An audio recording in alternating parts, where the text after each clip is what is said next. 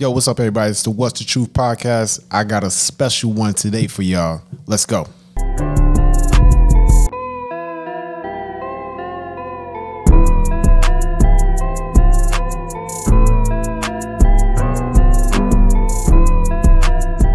Yo, what's up, everybody? It's the What's the Truth podcast, back again. As you can see, we got a special guest in the house today. My man, I grew up with this fella. A lot of us at this table know who he is. Most of you who now know who he is know him as a rapper, hip hop artist. Millions of streams of his albums, songs. But to me, this the nigga I grew up with. Right. Introducing Scar Nitti, fellas. What's up, what's up, what's up? How you doing, man? How you doing? I'm good, man. Thank you. Thank you for having me. It's an honor. Love the setup. Love what y'all doing, man. You know, it's a pleasure to be here. I'm trying to make my money back from setting all this up. I know, man. I know this shit is hard. Like, it's real. Yeah, but man, how you been doing, man? It's been a long time since I seen your face, man. It's been a few minutes, not just a minute. It's been a few minutes, but man, I'm doing well, man. I'm at a point in my life where things are in perspective. You know, I'm at peace. You know, feel like, you know, I'm really understanding what it is to be a man. You know, because it's a difference between being a male and being a man. And you know, being a man is something totally different, but it's refreshing and, you know, requires a lot of discipline. You get a lot of headaches and shit, but you know, I'm in a peaceful place in my life, and I'm just excited by all the possibilities. You know what I'm saying? Do me a favor, slide the mic a little closer to you. There you go. You good. All right, you good. There you go. I'm gonna let everybody know how far we go back. We go back what? Preschool? Yeah. Like preschool. What was the name of that school? What was it over there? Tracy, I think? Trinity. Yeah. Trinity. Yes. Like, yeah. We was in the afternoon class, right? They had the morning. They had the morning shift. We was in the afternoon shift, I think, right? Yeah, I ain't come to the second grade. Yeah. Clinton Avenue. Yeah. Clinton Avenue started kindergarten, right? Yeah, I wasn't there for kindergarten. Damn. I got there second grade. So we know each other. How old is that? Four? Just like four? Like four. Yeah, we had to have been like 4. Yeah. Damn. Nigga, you might as well say nigga your whole life. You wasn't doing shit before 4, nigga. You gotta round it off. Like, shit. Like, yeah, I was 4, then I came outside. Might have been still in diapers at 4. Who knows? I don't remember. I mean, I hope not. I don't remember. Somebody dropped the ball. You in the diapers at 4. Still in diapers at 4, man. Maybe I was a slow learner. That's an issue, dog. I was a slow learner. I don't know. Definitely back then, get your ass whooped that time. Word up. Like, I don't know. What the hell you doing? You know, that's my shit, nigga. You old enough to be able to tell me you got to go to the bathroom, nigga? You better take your ass to That's what I heard. Yeah. That's right. But I think we knew of each other in preschool, but we didn't. You know, it's a crazy story. I don't know if you remember this. That sounds crazy. How we actually became friends. It wasn't until like maybe like the first or second grade in Clinton Avenue School. That I remember that. Yo, I remember we used to y'all used to come. I used to come. You used to get the Street Fighter games before me. One of those games, I used to come to your crib and play Street Fighter and shit. Well, I remember we had a motherfucking knockdown, drag out fight on Seymour. It was like after school. Yo, we did. I'm talking about beating each other. Yeah, man, we was. And then after that, that's how we became best friends. After we tried to kill each other. Yo, that's what I said. That happened. That's how it usually be, yo. Like it'd be a fight, and then it'd be like, I ain't fuck him up that bad. Yeah. Like, you wanna know my lifetime record? You wanna know my lifetime record in fighting? 0, 0, and 1. It was a tie. It was a tie. One tie, nigga. Damn. I caught it. You know what? One of my L's. I caught one of my L's to this man. Though I ain't gonna lie. I remember in 4th grade, Me? Yeah, he hit once. He hit me. I ain't listen. I ain't never. I hold This my- guy's lying, Nah, man. I caught an You L serious? to him. He hit me so hard, I started doing karate. Ain't no shit. You gotta, ain't even look, gonna- if that's Come on, the- if man. Let that's me get the this case- nigga off me, look, yo. If that was the case, I apologize because I was holding a lot of man. anger. That's when my parents passed away, so I had Man. I had some built up bullshit in me at that time. Man, we was kids, and Kids. with Yeah. me, No, I'm just was saying like, because I don't even remember that shit. That just tell you how I bad. remember, yeah, man. They was on my helmet too. Like, yeah. I got beat up so bad. A girl wanted to fight me after that. Dang. Like, Damn. yeah. I'm about to say my record like yours because I don't remember. I've never really had a real fist fight. Now I like stomped a couple motherfuckers. Or like body slammed the motherfucker. He got up like, oh shit, because everybody I was always big. So people go, man, I ain't fighting you. Motherfuckers want to fight me. So. But that shit, I don't even remember that. I was little in the fourth grade. I did see you suplex somebody and their feet was in the sky. Yeah, that's what I'm saying. That's what I'm saying. Like I had a couple slams or something, but I don't know about actually sitting there like throwing it up, scrapping. I don't. Yeah, like cause but y'all always, mind your business. Play video games, play sports and whatnot. Y'all wasn't knuckleheads, man. It was like, I don't even know how the fight started. I don't know. We might have been arguing about maybe sports or some shit. I don't know. That's what I'm saying. I don't even remember. That's even make it even worse. But yeah, I do remember. Damn, that shit hurt. Man. I was about to say, where the hell was this fight at? Yeah, what was it at? Man, that shit was on West. Damn, that shit had to be the side of West Bigelow. Damn. Shit was so. I think Mr. Neller. You remember him? Oh, Mr. yeah, Neller. I think I got my ass whooped so bad. Mr. Neller got mad. Like, get your ass out. Shouldn't even been fighting. Yo, that be the crazy shit, yo. Like that be, you know what I'm saying? You remember the L's, yo. That's what it might be. Yeah, you man. remember, like you remember the L's, remember man. that shit. This is how I remember my 001 record. But yeah, man, you live and you learn. You like, nah, I don't want to have too many of them. Nah, fights trash. Yeah. So let me ask you something. You were born and raised in Newark, New Jersey? Yeah, born and raised Newark, New Jersey. Family from South Bronx on my father's side. So it was always like back and forth. You were back, okay. Back and forth, like, the weekends or every other weekend or, But every school I went to, of course, was in Newark, New Jersey. Gotcha. And it was always the South Side. Now that I think about it, you always had a New York accent. Now that I actually think about it. I couldn't get rid of it. It was That was there. kinda It was crazy. always my That joint. shit stick with you, man.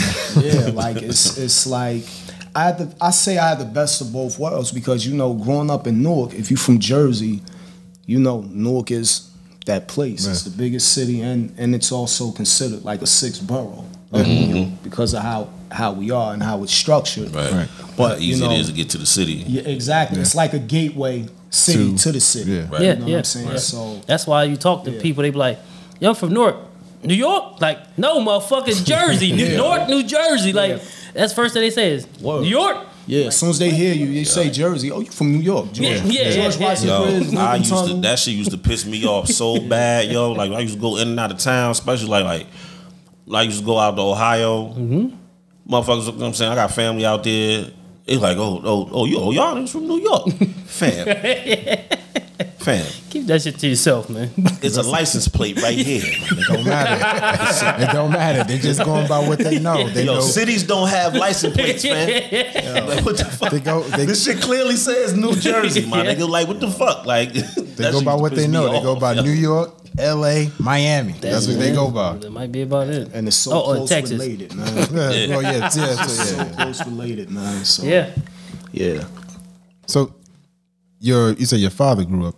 Your father was born. My father's from the South Bronx. My grandma, like that whole side, and even my mom's side, she had a lot of family like in Jamaica, Queens. Okay. So a lot of family members there. So we spent a lot of time in New York. My moms and my pops, they actually met in New York, going to church, them long ass church services. You know how those go. Right. So that's how they met in New York, and so that's how it was structured. And eventually, you ended up living in New York. Yeah. Okay. So it was something I always wanted to do. Gotcha. Because that's where my heart always was at. I always say that, like, growing up in Newark, it made me tougher. It made me a warrior. But I always just, you know, always wanted to live in New York. I always wanted to be on that side of the river. You know what I'm saying? So how long you been out there permanently? I've been out there like at least maybe like, if not 15, a little under 15 years. Okay. Yeah. If not 15, a little under 15. Half your life. Yeah, so it's like damn near half. Yeah. So it's like, you know, going back and forth. Well, you actually was there as an adult longer than being here. Yeah. So you really think about it, you. Yeah. So when did you leave? After 8th grade? Or? Nah. You know, because I graduated from Shabazz. Yeah, I say, yeah. So it was like a little bit like, I would say maybe around 2000 and might have been like around 2010, 2011. Okay. It could be a little less than 15 years, but I definitely like, I lived in Yonkers, like where I'm at now. Yeah. For like over maybe 10 years. And I feel like if you was halfway out there already, you know what I'm saying? It ain't like you might as well just stop. Yeah, like it ain't even that. Just get in the tub, man. Stop putting your foot in the water. Right. It ain't even that much of a transition for real. It's just like, all right, I'm gonna just stay over here longer now. Yeah, exactly. It wasn't really that. So without a doubt, you like the New York life better than New Jersey life. Oh, most definitely. I mean, it's a lot of similarities. The only difference is the taxes. The biggest difference is the taxes. Shit, I would say the rent too. The taxes and the taxes and the rent, because man, I'm telling you, you know, if you want to get something like this, it costs you about $2,500. Like, you know, but studio going for like $2,500. Yes, especially if you want a nice view. Like, he said something like this, meaning the size of this garage. That's what I'm saying. Like this right here, you all right? The size of this shit, $2,500. And you can't, and your refrigerator can only be that size. Right. Yeah. You know what I'm saying? Maybe yay hot, like so. It's crazy out there, yo. Yeah, but I'm out. So it's safe to say you get money. Yeah. Trying to pocket watch a little bit, huh? Just jump right into it. Let's get the pocket watch now. I was about to ask you for something, yo. That's how you gotta get them before they say, yo, let me hold something. Oh man, you got it. Money. Yo, you got it. Let me hold something. I'm fucked up. Come holler at me. So when exactly did you start getting into the music though? Yo, I used to, since the jukebox, I used to watch a bunch. I used to sneak and order them shits first, you know, and I used to watch and mimic it. And music has always been a part of my family, like, cause you know my biological father is a musician. He's very talented at playing like every instrument. You know, he sung a little, wrote songs, and my mom she sung a little. She wrote poetry, read a lot of books. So I would say it was probably like hereditary. And so I got serious about it in elementary, like when I heard of Nas. Because I wanted to learn a Nas song, so I tried to write it. It ain't hard to tell, right? So I tried to write the song. I couldn't spell all the words because the motherfucker's so intelligent. But I knew what I was saying, even though I ain't know how to spell the shit. And so just to write it so I can memorize it, you know, and you know, I thought it was the coolest thing, and I just started, you know, structuring my craft, you know, from there. And then as I, you know, got into my teens, I started being able to go off the dome with it, you know, freestyle with it. And then I transitioned into learning how to be like a better songwriter as I kept going on, you know. So did you have like cats that you went to school with that like kind of linked up with as far as the music was concerned, or you kind of like honed your craft on your own? I did it on my own because honestly, you know, it can be a gift and a curse. They say that the next man should never be as hungry as you are, and it's always felt like I'm always a little more hungry, especially to do it with integrity. Because sometimes people try to get you if they see that you're serious about something. They will try to take an unfair advantage of you. So me, I was always like this lone wolf, you know, and crafting and just studying and watching like all the legends and even listening to things other than hip hop. You know, so it kind of gave me an ear for like beat selection, you know, song structure. You know, because I wanted to learn, you know, from the greats. If I'm gonna do it, I'm gonna do it for real. I'm gonna do it 100%. So, yeah. When did you know you like, you know what, I can make this a career for myself? I would say when I did my first demo when I was still in high school, and I actually mailed it off. And this is when we used to mail off demos or whatever. I mailed it off, and I got a good response. Stop telling our age. I got, you know, I mailed it off or whatever, you know. But I did that because I was trying to do the poor man's copyright. You know what I'm saying? And so I mailed it off, and I got a response from a certain label, and they asked me to, you know, come and audition. Mind you, I'm in high school and whatnot, and so I went there, auditioned for them, and they said, man, you know, just keep going. You know, I'm thinking I'm gonna get a deal. I'm thinking I'm gonna get my license. I'm gonna get the bubble Lex or something, get a Lex or something and be stunting. But they said just keep going. And every time someone heard me, you know, make a song or they heard something I was doing, they like, yo, I think you got what it take. You know, just don't give up. Just don't give up. But of course, you know, it's the setbacks, and it's like, you know, you take a giant step forward. Sometimes you take a step backwards because of circumstances.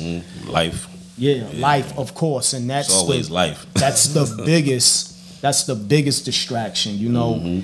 And you can let it be a distraction or you can let it be motivation. You know what I'm saying? Because I had a few setbacks. Now, I don't want to get too deep into the person, like, but you should say you had setbacks. Do you think at any point did it deter you from becoming a hip hop artist? You know what? I would say, yeah, because it's like it gave me things to write about. It gave me things to think about.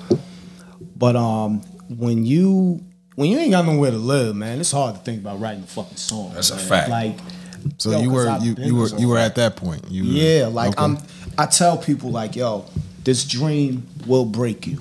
You gotta really, really be mentally stable. You gotta be mentally strong, because I'm telling you, like, a lot of people that's around you, they'll if you get $1 million contract, yeah, it's cool.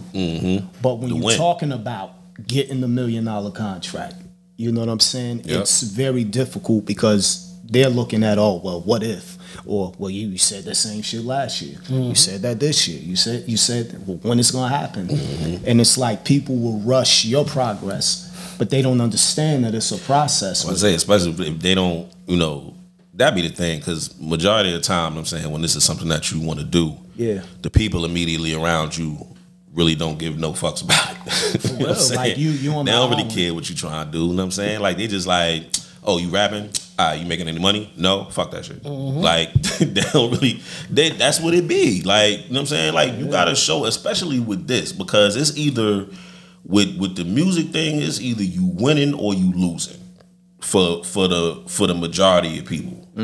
You know what I mean? Like, they either, if they're not in it with you and they don't know what the process about, they don't know that, you know what I'm saying, this meeting with this person might not turn into nothing, but it's still a win because I was in front of this person. And if I come across this person a couple years down the line, they gonna remember when I was right here, and they gonna be like, oh, this the cat that, you know what I'm saying? Like, they don't think these is wins. You know what I'm saying? They don't think these is like, yo, this is progress. They like, well, you ain't got no money from that shit, so you know what I'm saying? So everything start off with no money. That's the people who stick with it actually get somewhere.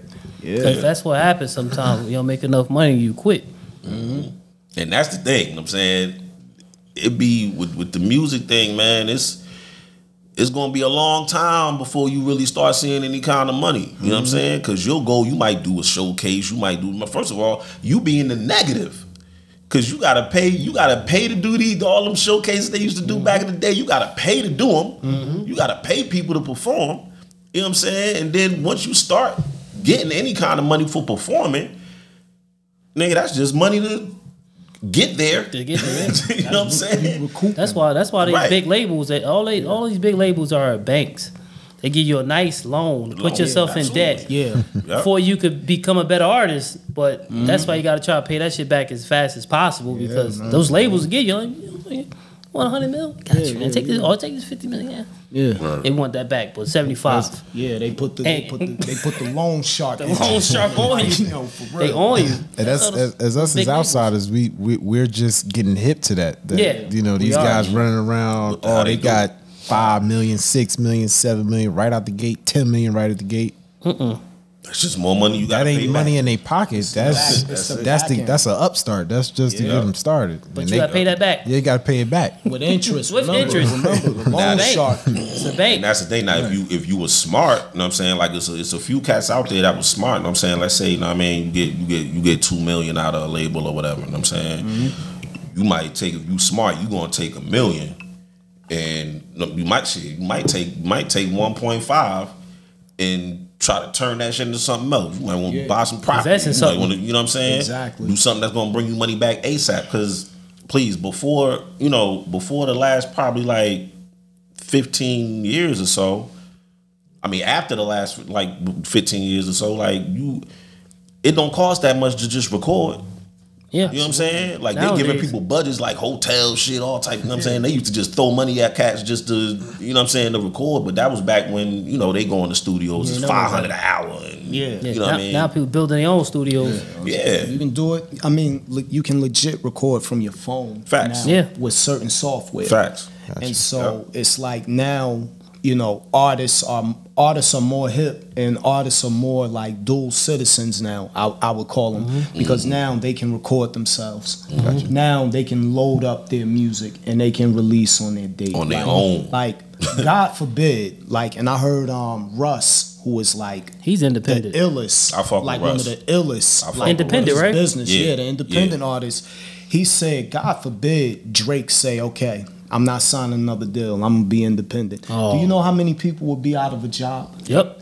Do you know how many labels would crumble? Fam, Drake is an ecosystem in itself. Bro, he's a different. That's a different kind of financial monster, bro. Because he generates that interest and he has that power.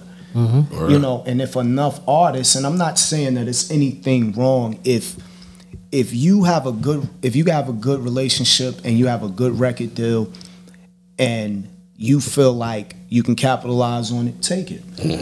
However, understand that, you know, when they give you certain things up front, and now we're in the digital age where they're streaming your music, and you'll get your streams and all these things, but you got to also understand, like, they're gonna want some of your show money, and that be the thing, because now the fight, the back and forth thing is how much is a stream worth? Yeah. You know what I'm saying? And depending on who you talking to, different you gonna get it. You know what I'm saying? This is 0.00006 cents. You know what I'm saying? Per stream. And after the other 5 people take their part, now you walk away with .000000001. Especially if you're on a label, and that's why the labels, they have so much invested. But even with the streaming, you figure if you got your music in, let's say, 175 digital stores, and you're getting streams from most of those stores, then okay, it adds up. But still, if you have like 6 people you have to credit that have to see their money before they even break you off. And the number one is Iris, aka IRS. You know what I'm saying? Absolutely. Like, you better see them. Because it's not, that's not like tithing in the church when the preacher is saying, you know, you line up here. No, they coming, they Debo. They come first, one way or the other, like straight guerrilla shit, you know.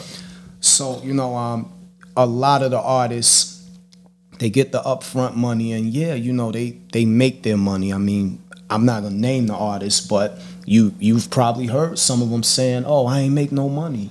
I didn't make no money," but they're driving around in $350,000 vehicles. Cause them cars is in the label name. Them houses is in the label name. You know what I'm saying? Like, said, the money start looking funny in the light, and when you start realizing that, okay, I see how I can do it.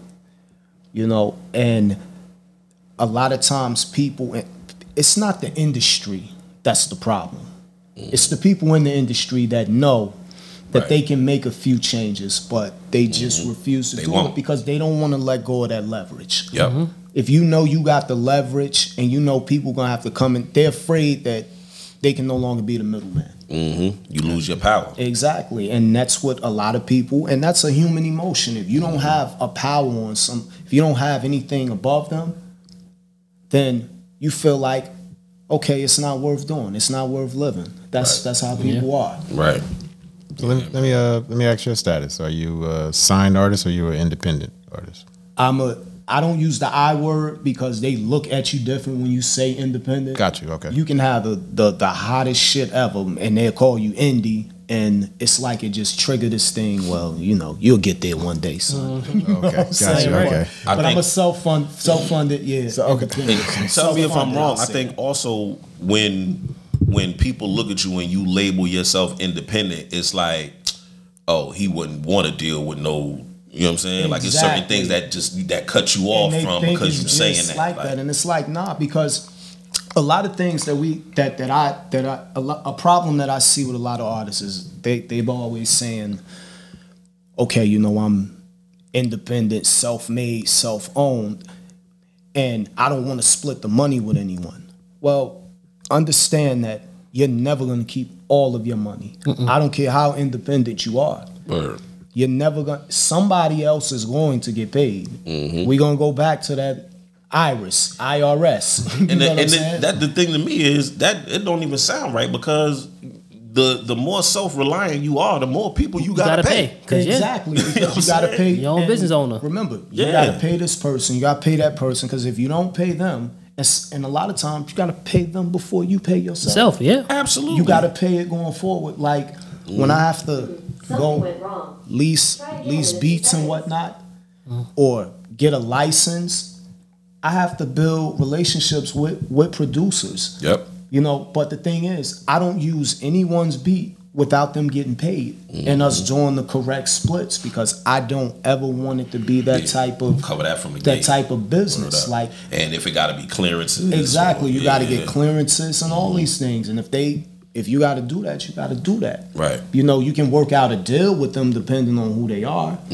But we just living in a time where, I get it. You want to be independent. I get it. You don't want to have all of these splits, and you want to be able to say something is your own. But understand, there's still going to be a cost that comes with it. And so in the cost, I mean, money is money. You know what I'm saying? But that sweat equity, you know what I'm saying? That's why I always say if you fine, like I'll never knock nobody for saying I want to be signed to a label. Yeah, because it's two different types of artists. You know what I'm saying? It's the artist that wants to just focus on their craft, focus on their music, and don't want to really be bothered too much with the business. And go find me a commercial. They just want to be, find me those sneakers. I don't feel like doing none of that work. They want to be told. They just all they want to do is be told when to show up and where and what and and just do your thing. And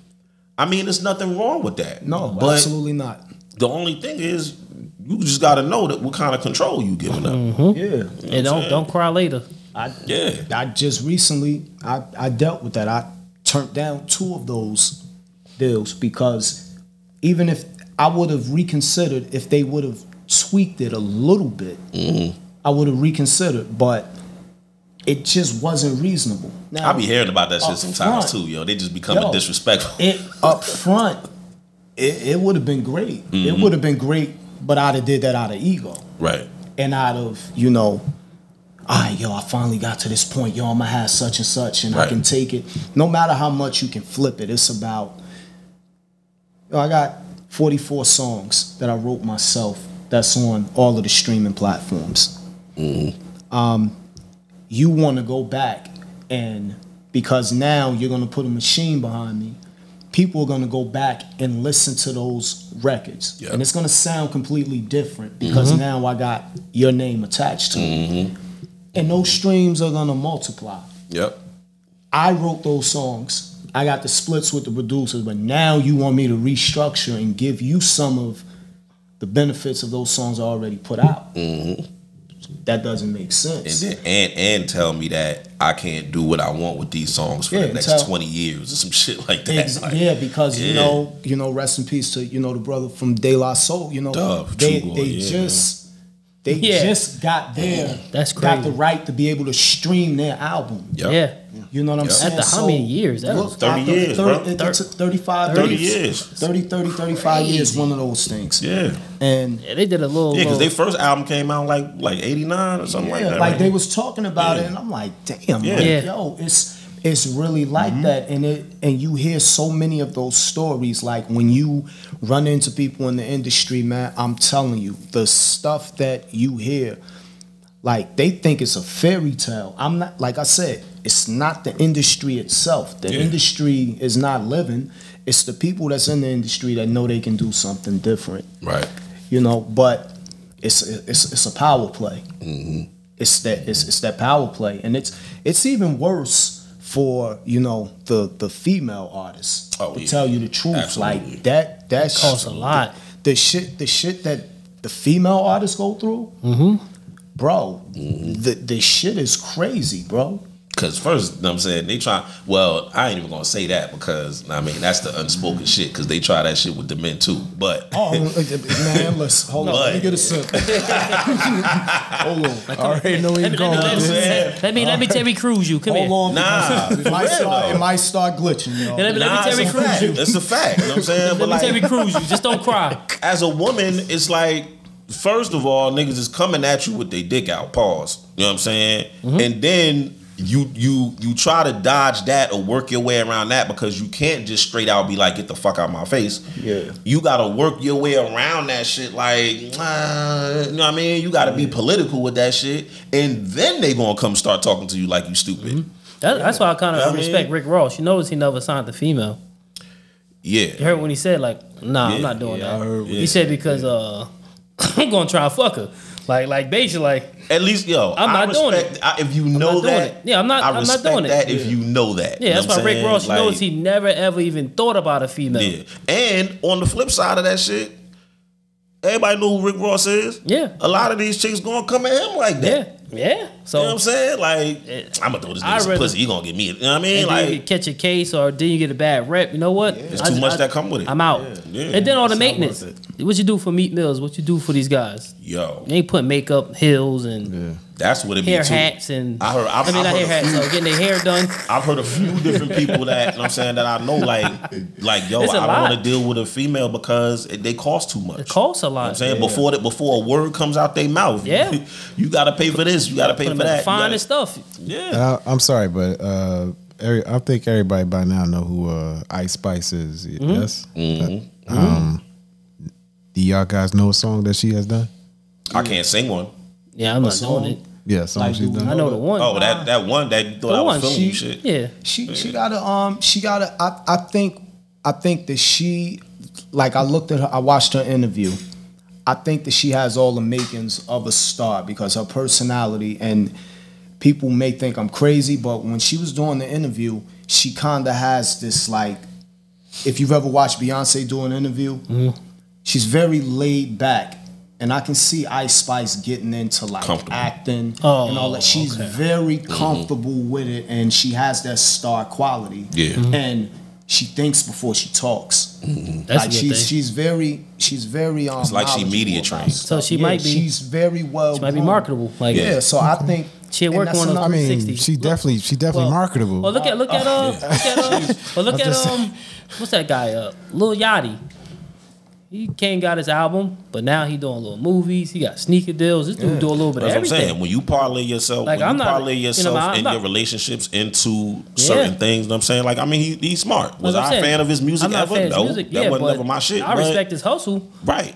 You got he had a little bit of hustle. everything. Yeah, He was in that corny high part too, man. I don't know. I don't even know what you're talking about, but Yeah, guess I watched what? That trailer made me say that shit put ain't some no bread way. in his pocket. Yeah, and that yeah. shit, and that's another He thing working. too. It probably put a little bit of bread in his pocket, but that shit probably forged him a couple of relationships that put him on to some other shit. You know what I'm saying? It's like it's a lot involved, man. Yeah. But let's back up a little bit. I wanna know, because Tim asked about, you know, kind of like the low points. You know what I'm saying? What was the point where like you considered like, yo, this was like my first like win in the on the journey I'm on? Like My first, when I got to open up for Yo Gotti.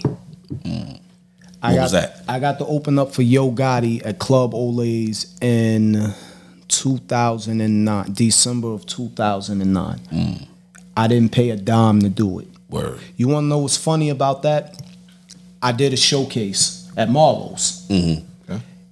Songs that I'd already had. North, right? Right? Marlowe's North. Like Irvington. Irvington, Irvington, right? yeah, So yeah. right there. yeah. And I went there and, you know, I was the only one rapping the way I rap. Had bars, hooks, and everything. And there were some judges there, and the crowd loved it. But the judges felt I came off too militant. So the crowd, they're looking like, what the fuck they talking about? And so when they saw the crowd getting antsy, and it was a person that was a judge from a label that I'm not gonna name. I'm gonna wrap it up at the end of this. But he you know felt some type of way with my energy. But there was a promoter there that came up to me afterwards after they finished their critiquing. He was like, yo, I don't know what the fuck they talking about. That shit was dope. He like, yo, and shout out to him because he didn't have to do this. And it was a big deal. Like Yo Gotti at that time had that 5-star joint with Nicki Minaj. Minaj. Yo, Yo Gotti was already a millionaire. Yeah, he was. You know what I'm saying? Yeah. And he said, listen, I want you to come open up for Yo Gotti. I'm bringing him here in December. You know what I'm saying? Do you got a CD? You know, you got some music or whatever. Yeah. I'm like, damn, I gave him all away. But he was like, all right, I'm gonna meet you. Give me your number. I'm gonna meet you, such and such. Bring it to me. We gonna sit with it, and I'm gonna take it to my partners. But you good, yo. I fuck with what you doing. I like your energy. That's what's up. Me and him met up. He took it to his partners. After me and him sat and vibed to it, he was feeling it. Took it to his partners. Sent me all the information. I'm walking through VIP like, yo, damn, yo, this shit really happened. Just get And like I a little didn't- taste, like. And mind you, I didn't win the contest. The person that won it didn't open up for Yo Gotti. Right. Yo, I heard it was people there with their whole team, planning to bring their whole team on stage as they were gonna open up. Some of them paid like $2,500 just to open up. He was like, nah, you ain't paying nothing. Like, and you going on right before he goes on. Word. So I got to open up for him and Mario and Red Cafe. Nice. Now remember the judge I told you about was from Red Cafe's label. Okay. And I got to meet Red Cafe, one of the coolest dudes you ever meet. And he still get his money and still do his thing and rap. But you know, the moral of the story is like, yo, I went to a competition, you know, thinking I was gonna get a little, you know, whatever ringtone deal or whatever they was doing. But I ended up opening up for a multi-million-dollar artist and a platinum selling artist and an artist that wrote for tons of our favorite artists. You know, so that was the point where I was like, damn, like, yo, this shit really can work if you know, you stick to your guns and you got a decent personality. So that was like my big win. And then I'm like, yo, I didn't have no manager or anything. Right. Wow. So that was like the start of like a long list of like getting better at performing because they was feeling it. Word. So How deep were you into it before before you got that first bright light? Yo, I was like, I finally did like a whole mixtape myself. So I wasn't even nowhere as deep as I'm into it now. Okay. But I was like almost, on the verge of, getting an actual manager. Because people started saying, they would like to manage me. Okay. People who had different plugs, but I just had this mentality that, I'll just do it myself, because whenever I stop, to team up with someone, something always happens. Right. Right. So you never ended up getting a manager ever, like? I had a manager. I had a management team. I had a few managers, but for whatever reason, but I learned a lot. I'm not gonna say nothing negative. Like things could have been better on. In all fairness, my mentality was different because I was still like into certain things, and I was playing based on the shot clock. Like, man, I got to do this now. I got to do this now. And so maybe in perspective, maybe it wasn't fair to them, because the shit is a process, not just for the artists, but also for the management, and people learn each other. Their thing, and they got families too. That's what I know from certain people that, that I know that's into music still. Yeah.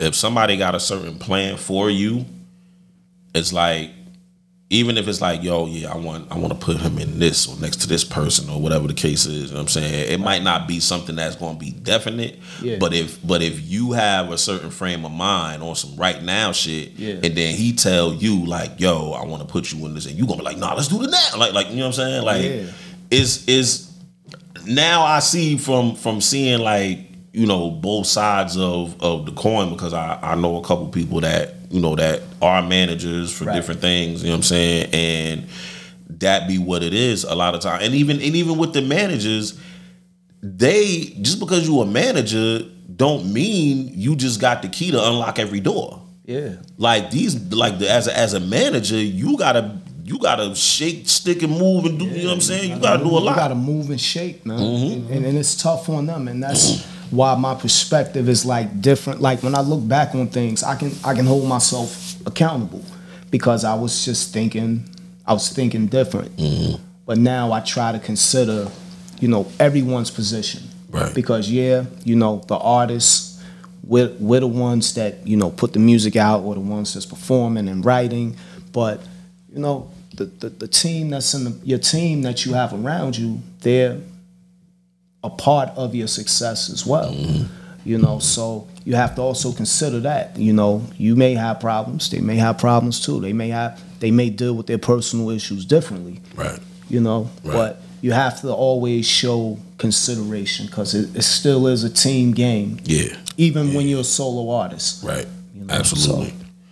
Talk about because you're saying like, from your perspective, from the manager's perspective, you know what I'm saying? But when you talk about your perspective, it's like I could identify with that, because it's like, yo, you coming from a perspective of like, this is my life right here. You know what I'm saying? Like, talk about being in survival mode, bro, and living and trying to keep your focus, and then you over here on the everyday, and then you might get a phone call and gotta sit in front of these people and act like you ain't in survival mode. You know what I'm saying? Like it's one of those. I'm not a good poker. I don't think I'd be a good poker player, because my face is transparent with things.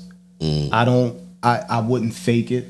I'm very transparent. So it's like, I would go from one situation, I'll just call it a situation, and then 8 hours later, or sometimes 4 hours later, have to go and be a little more professional with the way I talk. But you can't hide it when it's on you. You just been through some real shit. They know it. Yeah. But for whatever reason, they still saw it was value in it.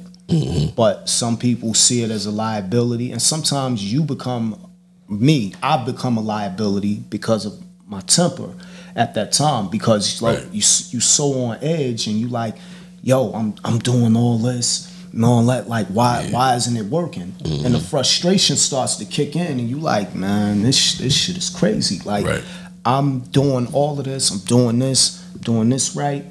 Why isn't it working? Why ain't nothing biting? Why ain't nothing hitting? You know, so it gets fresh. It gives you more things to write about, but it does drain you because you're trying to do one thing because you feel like, yo, I'm just doing this so I can get here.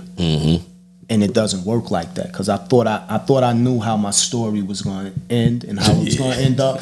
But let me tell you, that shit, your pen will run out of ink right while you writing your story. You know what I'm saying? And then you fuck around and try to, you know, pick up from where you left off, and you don't even remember the thought that you had. You know what I'm saying? So it's like, you know, survival mode is very realistic for a lot of artists. I can say, you know, from my perspective, because I really came from that place where I tried to do what was right, but I was doing a lot of the wrong things. You know, wasn't trying to, you know, live a facade. It was just, that's what it was. Where I'm at right now. That's where it was at. And then, you know, you just waiting for that big break. And, you know, I caught myself making a deal with God all the time. I'm always trying to negotiate. Yo, Lord, listen, if you let me do this one thing, you remember what happened last time. No, but if but if you let me, it's not gonna happen. I'm like, but look, I think it'll happen this time. And like I told you, it wasn't gonna happen. Because God gonna tell you, nigga, we just ain't a negotiation. Nah, it's like you can keep trying to negotiate. He telling you like, yo, do it this way. I know it seemed long. You sound like the movie Constantine, where he fucked up. Oh yeah. And then now he's trying to buy his way back into heaven. Oh yeah, I'm into all type of weird shit like that. So it's like, so you know, it's so a lot of your stories sound like one of your songs you on there called Defense. Yeah, yo, defense, yes, because it's like, you know, you ever have a situation where you trying to avoid a person. So you say, I'm gonna walk across the street.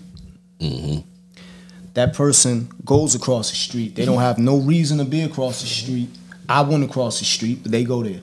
I cross back over. They cross over. You start following me. I'm walking away from you. You start approaching me. I told you I don't want no problems. Right. You keep approaching me, then I have to defend myself. But I'm always avoiding things rather than being on the offensive. Right. And then when I get on the offensive, and I think we all can relate to that, whereas they say turn the other cheek. And I believe in forgiveness, absolutely. I believe in turning the other cheek, but sometimes, you know, the violent have to take it by force.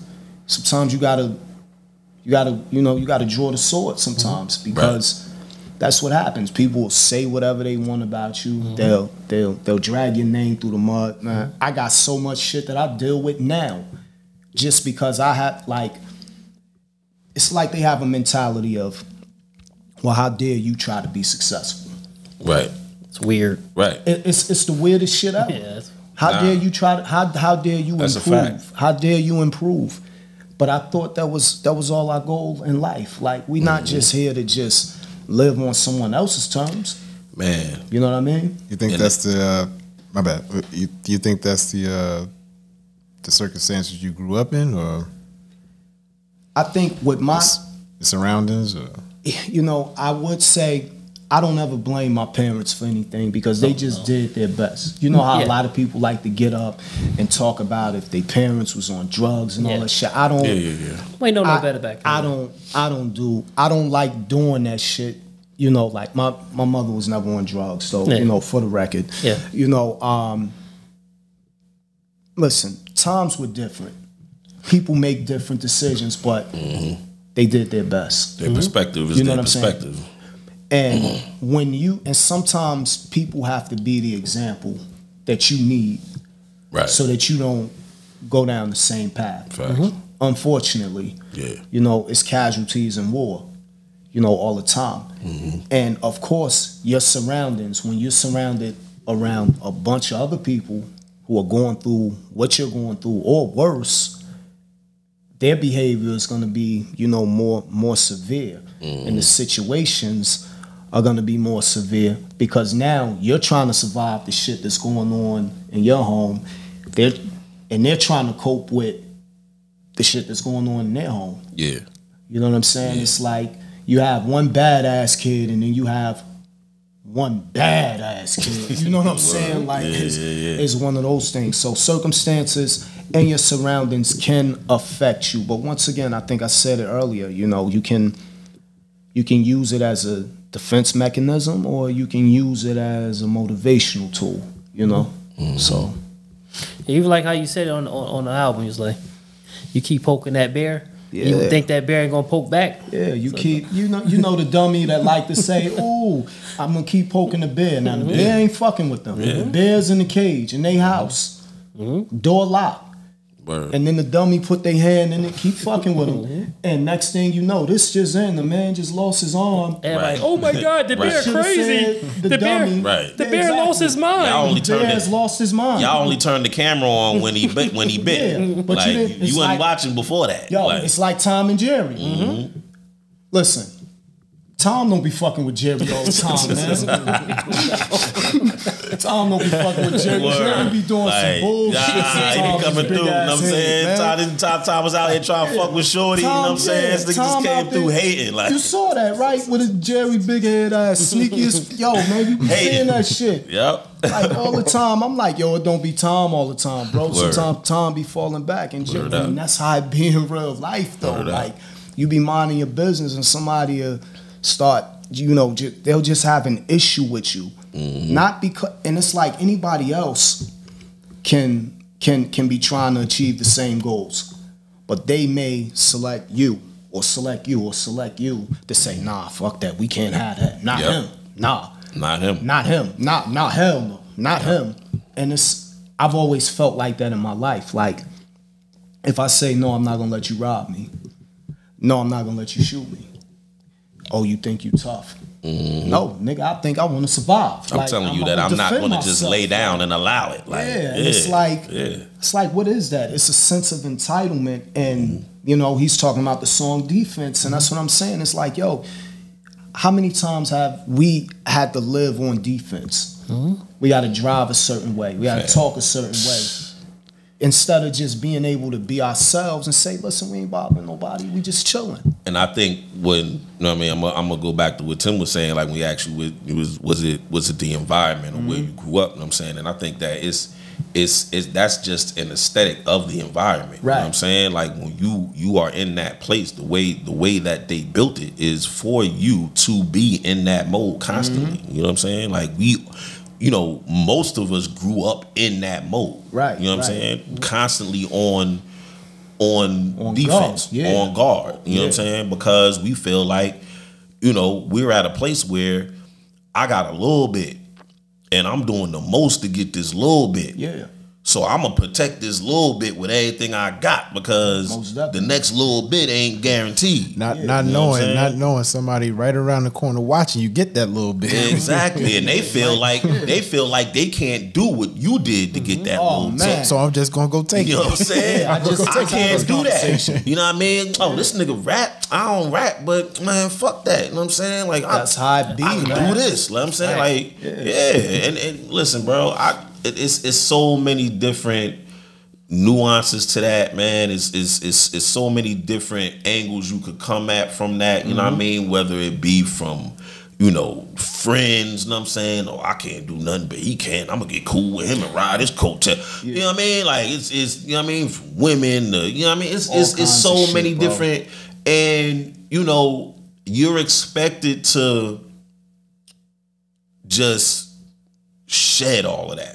When you step in front of the right person. Yeah. You know what I'm saying?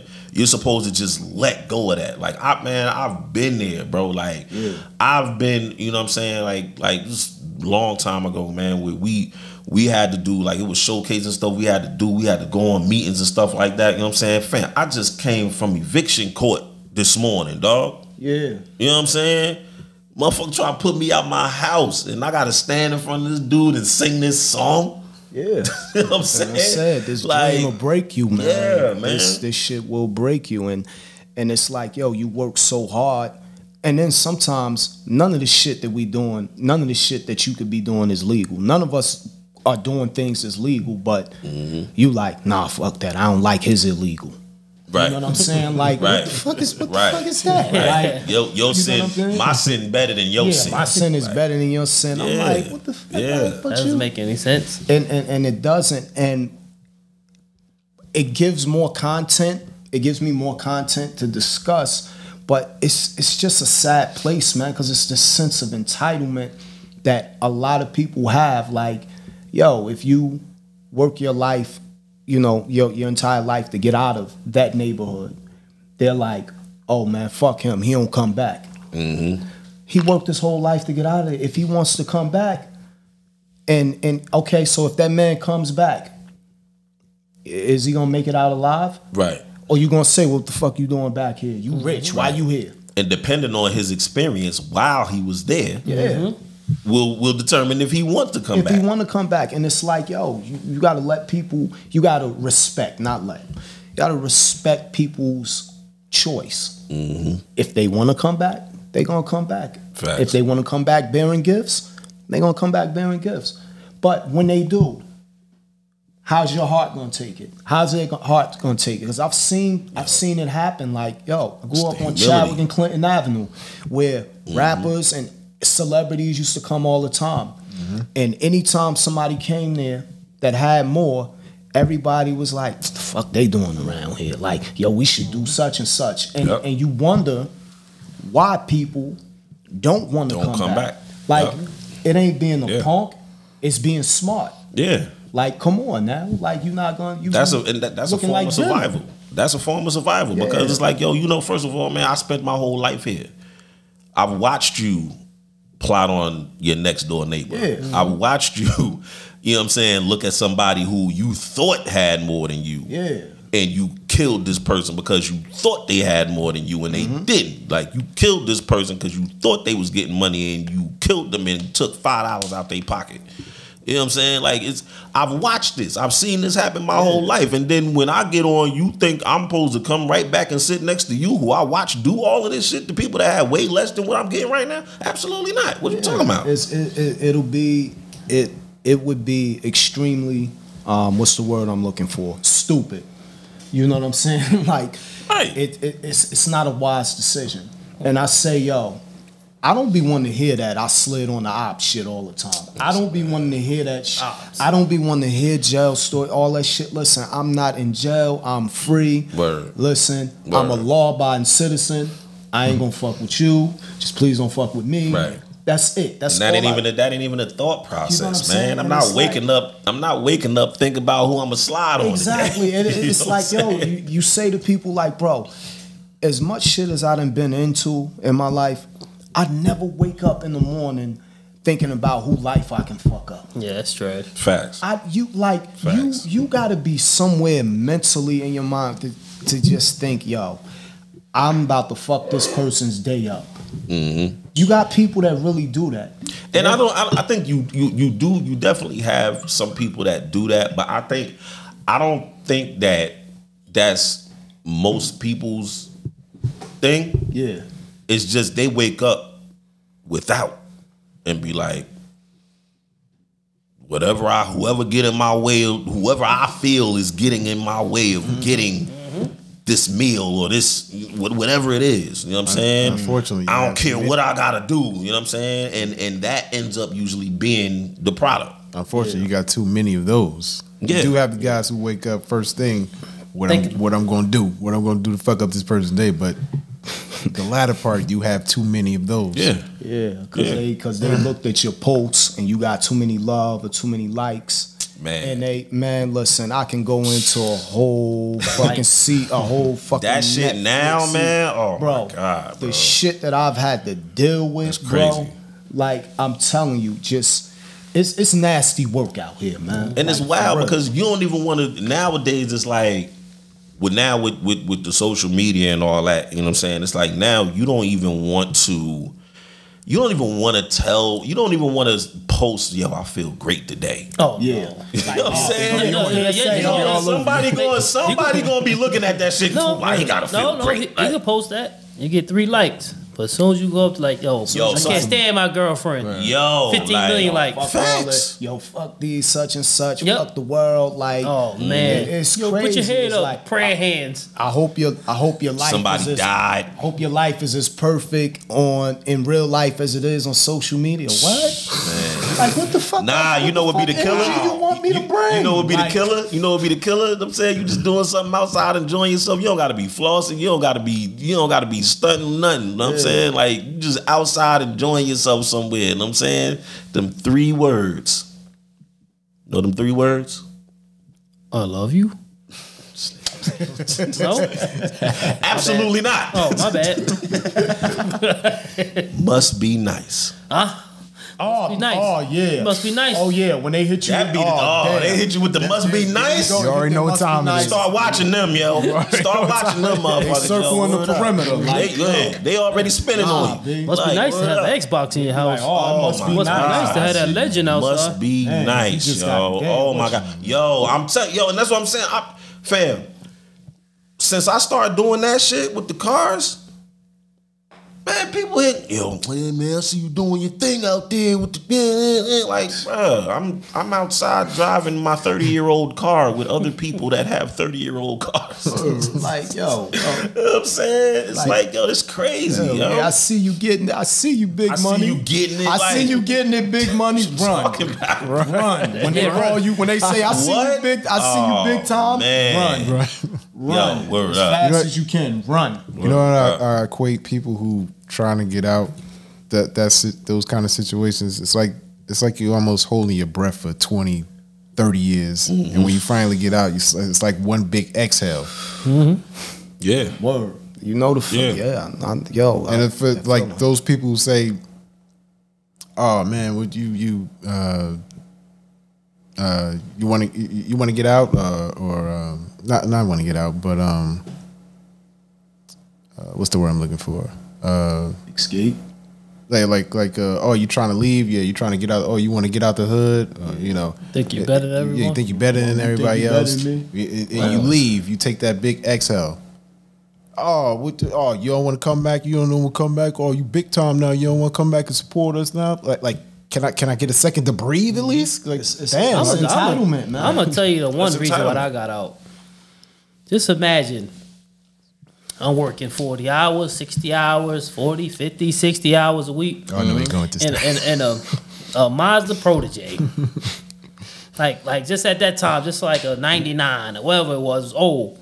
And you know, I finally moved in. My current wife now, I finally moved in with her, and I started going to school, working my ass off. Nobody's working. The same people I go out in the morning with, the same people on the porch when I come back home. But the difference was, I had a picture tube in my house. Still, at that time. These motherfuckers coming in flat screens. Chargers, Challengers, Jeep Cherokees. I got a Protege. I looked at the wife, now wife like, I get the fuck out of here. She's like, what's wrong? I smell weed. These motherfuckers outside. I'm sorry, let me clear them off. These niggas outside selling drugs and doing whatever the fuck they need to do. I said, I'm hating. Because now they can sit on the porch and enjoy life. I'm busting my ass to have nothing. So that made me leave. I said, it feel good to live on a block where you wake up in the morning, all the cars are gone. They all gone. And then when you come back home in the afternoon, everybody come back home at the same time. Or some. It feels great. I hate to say it. My car got stolen twice. Stripped all my parts. Oh my God, they stole my like $1,000 worth of tools when I was an electrician. Just stole them. My Young Jeezy, I bought that CD about 8 times. Took the radio, Young Jeezy CD. I'm out. Fuck you guys, man. I don't care. People like get mad. I'm out. I'm not dealing with that, yo. Damn. My Jeezy, I threw a Thug Motivation 101 about 5 times. Easy. They just kept stealing it. Damn, that hurt So me. every window that had a tint on it, they broke it. Anyone had a tint, they just kept, everyone have a tint because it don't make no sound. That's what made me leave. I was a hater. Nah, I was hating on the people who had more than me. Bro, I was busting my ass. I don't even. It's not even. I don't even think it's hate though. It's Because not, I don't think it was. No, it's not hate at all. Because but I know what you. You know what I'm saying, right? But but it's big of you to even say that. You know, No. maybe I was hating. It's big of you to even say that. But I just think it was like, man, listen, I'm busting my ass. I'm doing all of this, and they get that, and I'm getting this. And that's the thing. It's the perception. Yeah. You know what I'm saying? Because here's the thing. You seeing what they getting right now. But the thought process is different. Yeah. They getting soon as they, you know what I'm saying? Soon as they get something in their pocket, they gotta It's spend gone. it. Yeah. ASAP. You know what I'm saying? Nothing in their names. Nothing. So you said, I gotta get out of here. You know what I'm saying? You were able to say, I gotta get out of here and get out of here because you was driving that protege.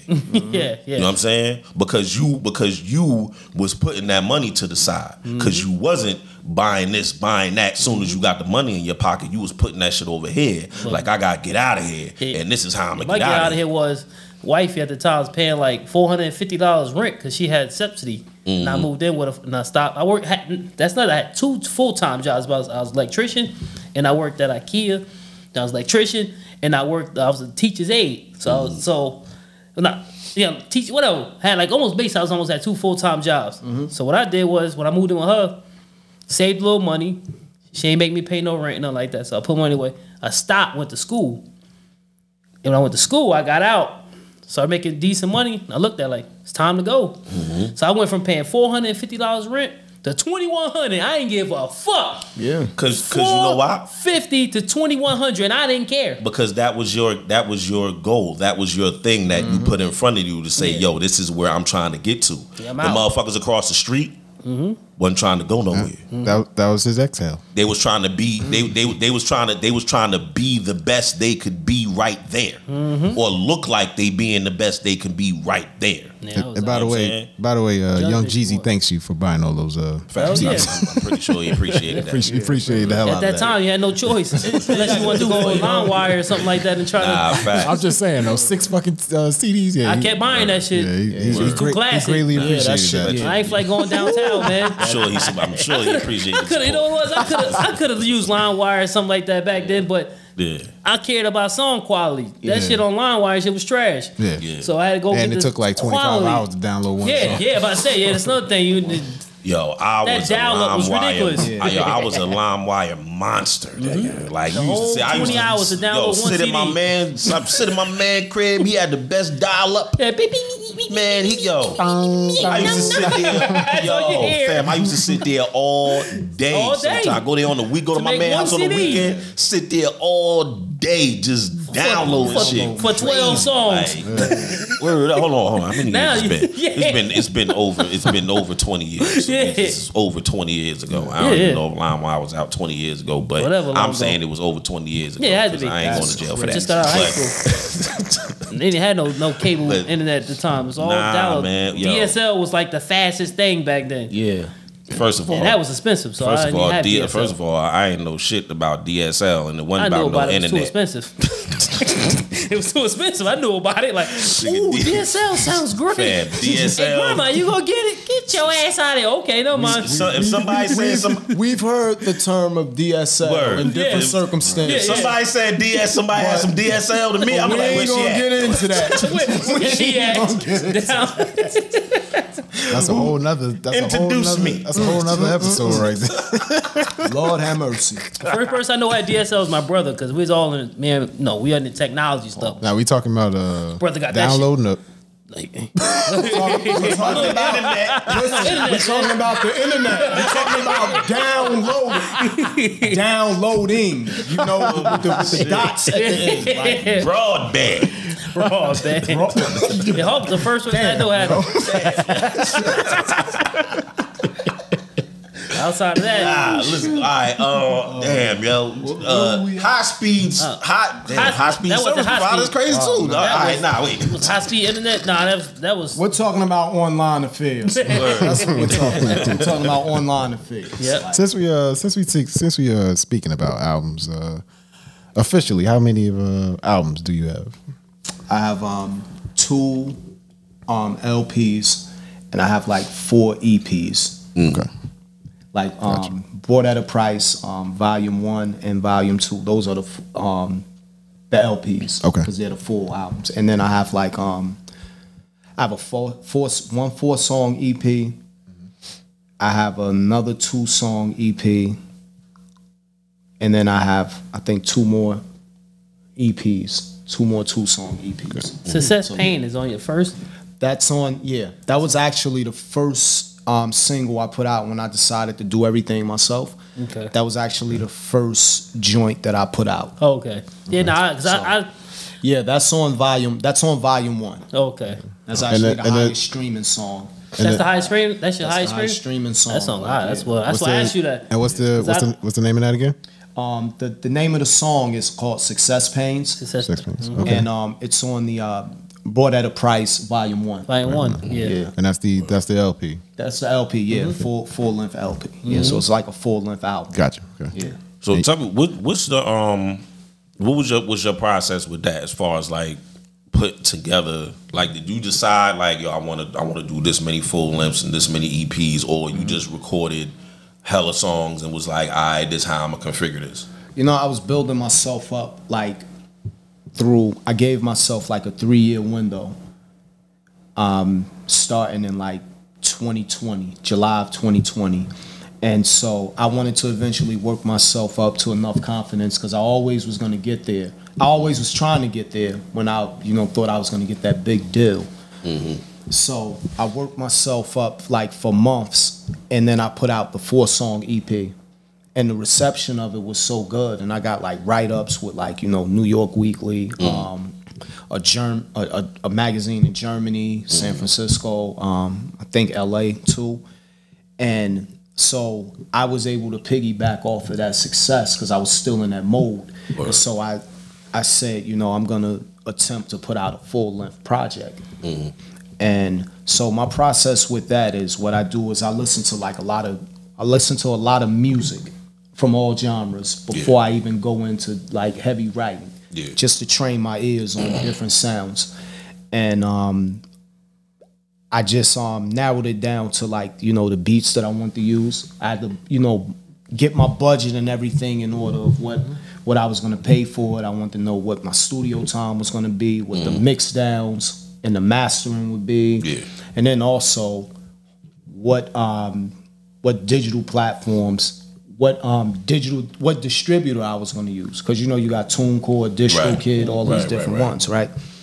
So, once I just, I got that in order, I just, start writing piece by piece. Sometimes I wrote some of the songs backwards, where I would write like the second verse first. Oh wow! I know how that be, because it's like, yo, it's come like up with a a line, movie, and it's like you start with that, but that's you know what I mean. But you like, nah, I don't want to.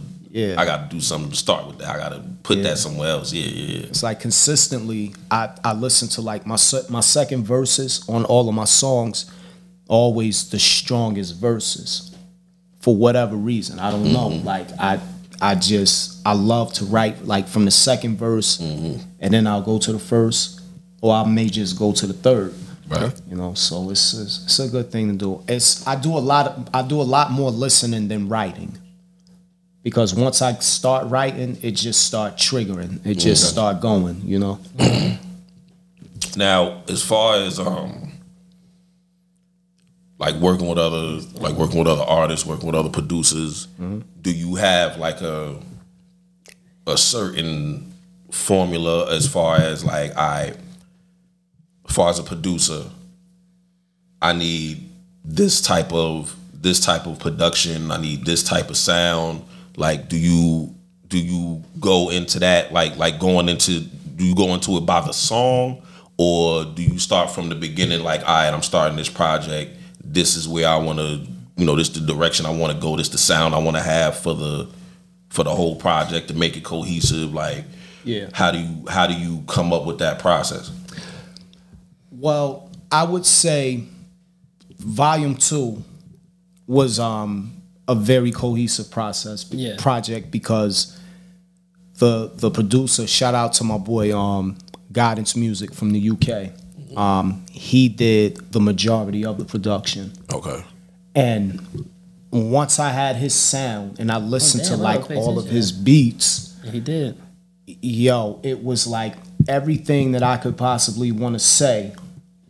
He had the soundtrack for. Word. And it was like I just started, you know, and we built a relationship because when I first purchased the beats from him, you know, through the internet, you know, he emailed me back like, yo, you know, you got a good ear. And we start building a relationship, and then I'm start going through his catalog. I'm like, damn, like, yo, and he's credited for doing a lot of dope stuff. And I built that album around his sound.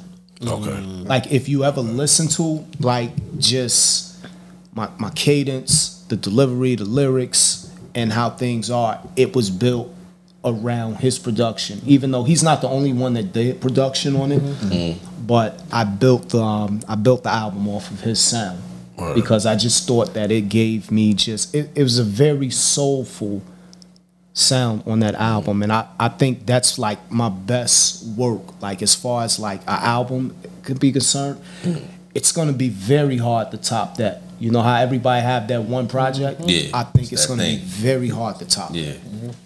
Now I want to know how you feel about you know, Nas been going crazy the last couple years, and most of like all these last 3-4 projects he done Best put rapper out. alive. Guys, sorry. I agree. Next to R. Kelly. Shut up. I asked for that comment to be stricken from the record. You know what I'm saying? I edit that out. I'll definitely edit that shit. Hey, I had to throw that in there because people killing me with the Prince and R. Okay, let me ask this guy. He know music. Oh shit. Prince or R. Kelly, man?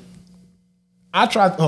Before you answer that, First of all, I don't even the disrespect of the question. Like, you know what I'm saying? I'm gonna be honest. The disrespect. No, It's your cup of tea, man. Fam, I'm gonna be honest. I'm gonna be honest. As far as hits, R. Kelly got him beat. If you want to talk about hits, I think R. Kelly got him beat. Singing. Whether it's hits singing, that got his name on them, yes. yes. And his own hits. The hits he wrote. I'm just saying whether he wrote them. I'm just saying whether he wrote for somebody else or did it himself. I think he got him beat as far as hits. Yeah. Now, if you want to just talk about the catalog of music, R. Kelly got him beat. no, you don't. Wow. You guys don't know R. Kelly. No. I don't think you know. Stop looking at that trap in the closet. I don't think you. That shit was trash. Stop looking at that garbage. I'm talking about First of all, Prince would have never done a trapped in the closet. No, he's not listening. He's not listening to what I'm saying. I'm not talking about whether it was good or not. I'm saying the catalog of music, how much music he did. And R. Kelly has a lot. Have you looked at the catalog of Prince? It's because you put a whole bunch of garbage out, don't make it great. Now you just got finished saying it ain't got nothing to do with it's good. I'm just saying because you put a whole bunch of stuff out, does that make it? Oh man. And garbage is relative. I'm not saying Prince is garbage. I'm just saying because someone put a lot of music out, that don't make it quality. I'd rather you put quality than a whole bunch of just. Again, I just said it has nothing to do with it being good. Oh, okay. I would throw on. I would listen to I've listened to R. Kelly music a lot more than Prince. That's all I'm saying. I'm just saying. That's my cup of tea. And I think that got a lot to do with how we grew up, though. I'm not arguing that. At that point, it could be the era. It could be. Could be the era we grew up. No, it could be the era. But if I wanted to listen to music, Prince is Prince. Prince is. It's an icon. But if I had to choose itself out of. But I'm just talking about pure music. But if I had to choose myself, I would choose R. Kelly. I'm just saying the amount of music that was put out. You got Prince. Or Hell no, I got R. Kelly. No, he got R. Kelly. He got R. Kelly. I'm just saying. I'm just saying the amount of music that was put out between them. It's like if you say R. Kelly. It's like if you say R. Kelly and Isaac Hayes. Nigga, please. Like, who's putting R. Kelly over Isaac Hayes? Not I. I am. You crazy as hell. But here's the thing, though. It's from why? Because it's two different eras. Yeah. It's not even an era. We listened to R. Kelly because that's what was coming out as we was growing up. If Isaac Hayes was coming out as I was growing up, I'll tell you the kick fucking rocks. I love music, and we grew up. We had a lot of Isaac Hayes played in our households. I ain't going back to it like I go to R. Kelly. Just saying. Because you got more of an attachment to the R. Kelly because it came out when you was out. Ears, man. Let me take another sip. I'm just saying my point is. He make me happy, he make me sad, he make me dance. He got every kind of music you want from R. Kelly. I'm not disagreeing with you. I don't think you're understanding what I'm saying. I don't disagree with that either. He does have that. Everything. Yes. I just don't think you're understanding what I'm saying. It's a very interesting take. And now take all this little kiddie stuff that he do out to our pure music. I don't know too many people that can mess with Kelly. Yeah, I'm not disagreeing. I'm saying on that part, just put a question mark on me that somebody was here. Like I'm just saying, anonymous. I'm not going to deny what this man done for over 30 years just because he did what he did off stage. I'm not going to deny him that. I'm just saying. It's rough. I'm talking two different things. I don't think Chuck is understanding what I'm saying. If you're just talking about hits, two great artists. Yes, they're two great artists. If you're just talking about hits, I would take R. Kelly. If you're just talking about the catalog, the amount of music they put out in a studio, Prince got him beat. Yeah, that does. He's talking about, I think so. but if you're talking about just his music, or you talking about him writing everything? Just music, music. Period. Whether he wrote it, his self-produced. But that doesn't make you great. Babyface is great. Babyface is better than R. Kelly. I mean, better than Prince. Babyface wrote for decades. He's still writing right now. I'm just saying I heard I'm just saying if you want to say catalog, I'm just saying I heard you say. But nigga, I'm just saying I heard you say R. Kelly has made more music than Prince, and I'm saying that's not true. Yeah, he made that because you made a lot of music. Don't make it great. That's all. But I'm saying, first of all, let's get this clear. We are not about to compare Babyface to anyone, nigga. With the pen? Like, no. You know what I'm saying? Like. All right, just so we're clear, I'm just saying the amount of music. I'm talking about yeah, that's what I'm saying. We're not about to play with Babyface like that. He what you talking right about? now. We're not about to do that. Babyface writing right now. We're not doing that. Yeah, Babyface still at it. Now Babyface just dropped the album, I think last year, something like that. We saying the same thing. I'm saying, nigga, I'm just was at the Super Bowl. Yeah, Babyface is on. We're not playing with Babyface. He behind the scenes. What you talking about? He working, yo. Just did the verses with Teddy Riley, right? Like, and you know what I'm saying, first of all, all right, if y'all remember the verses between Babyface and Teddy Riley, nigga, you first of all, the whole time Babyface on some, yeah, you had that shit. Yeah, that's cute. Chill. Yeah, he said, I like how you put those bombs in there. I like that little joint, you know what I'm saying? You did Teddy, you know what I'm saying? That was cool, you know what I mean? Your little hippity hop shit, you know what I'm saying? But yo. Watch this. Watch this. That dude crazy. He got Babyface. He's an incredible writer. That's gonna be hard to beat. Different, man. Maybe his own music you could beat him, but when it comes towards his writing, oof. Yeah, his rough pen game is different. That's why I study those guys. Like I study like good songwriters because it's different. You know, like as far as like people always first thing they say is like, "Yo, you got lyricism and it's not overcomplicated." I get the comparisons mostly to Nas and Jadakiss. And that was my problem with Nas early in his career. To me, Nas was a little too smart. Wordy. And he kind of left me like I was lost. I like this Nas now. Yeah, I know people gonna say that's Illmatic, still all that stuff. Yeah, cool. I understand. I was a Nas fan then. Yeah. I respected it, but I wouldn't listen to it. Yeah, because you know me, I was die. Yeah, that's what I'm saying. So for me, I was always like Jay-Z or Nas. I'm Jay-Z. I was a big argument. Yeah. I'm going with Jay-Z, not because Nas was trash. Like he wrote Rewind.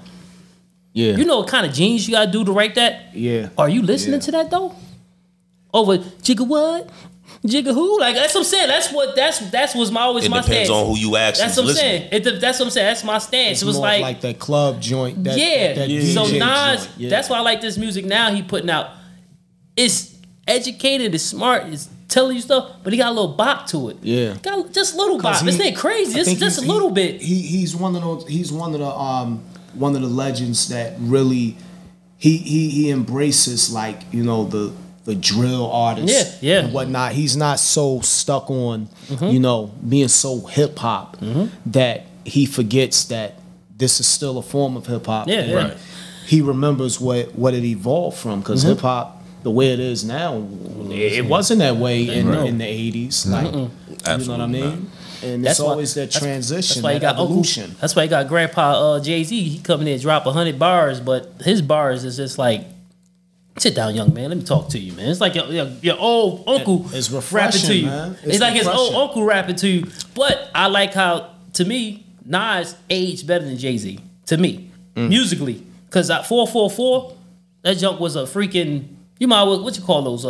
What's the Amazon books that they read to you? The audio book. Audio books. That's what that was. This thing on. But this it was audio book. But the knowledge was what he taught you though was amazing. Because it's from your perspective. If you're going into it expecting to hear Nas, like Nas is now. Yeah, like but with Nas, you didn't know what to expect. Yeah, you didn't think Nas was coming. You thought King Disease, all right, Nas came back, dropped the album, know what I'm saying? He got bored, he wanted to come out and drop some music and shit. He was like, and then a couple months later, King Disease 2. You like, hold the fuck up, wait, what? Like, then came out another one. What was the then Magic, like, whoa. And then King Disease 3, and then he went crazy on King Disease 3. Now he got 4 that he working on. Now he about to drop 4. Like, I'm trying to get on that joint. Fire, yo. You know what I'm saying? Now, he matured better than Jay-Z, to me.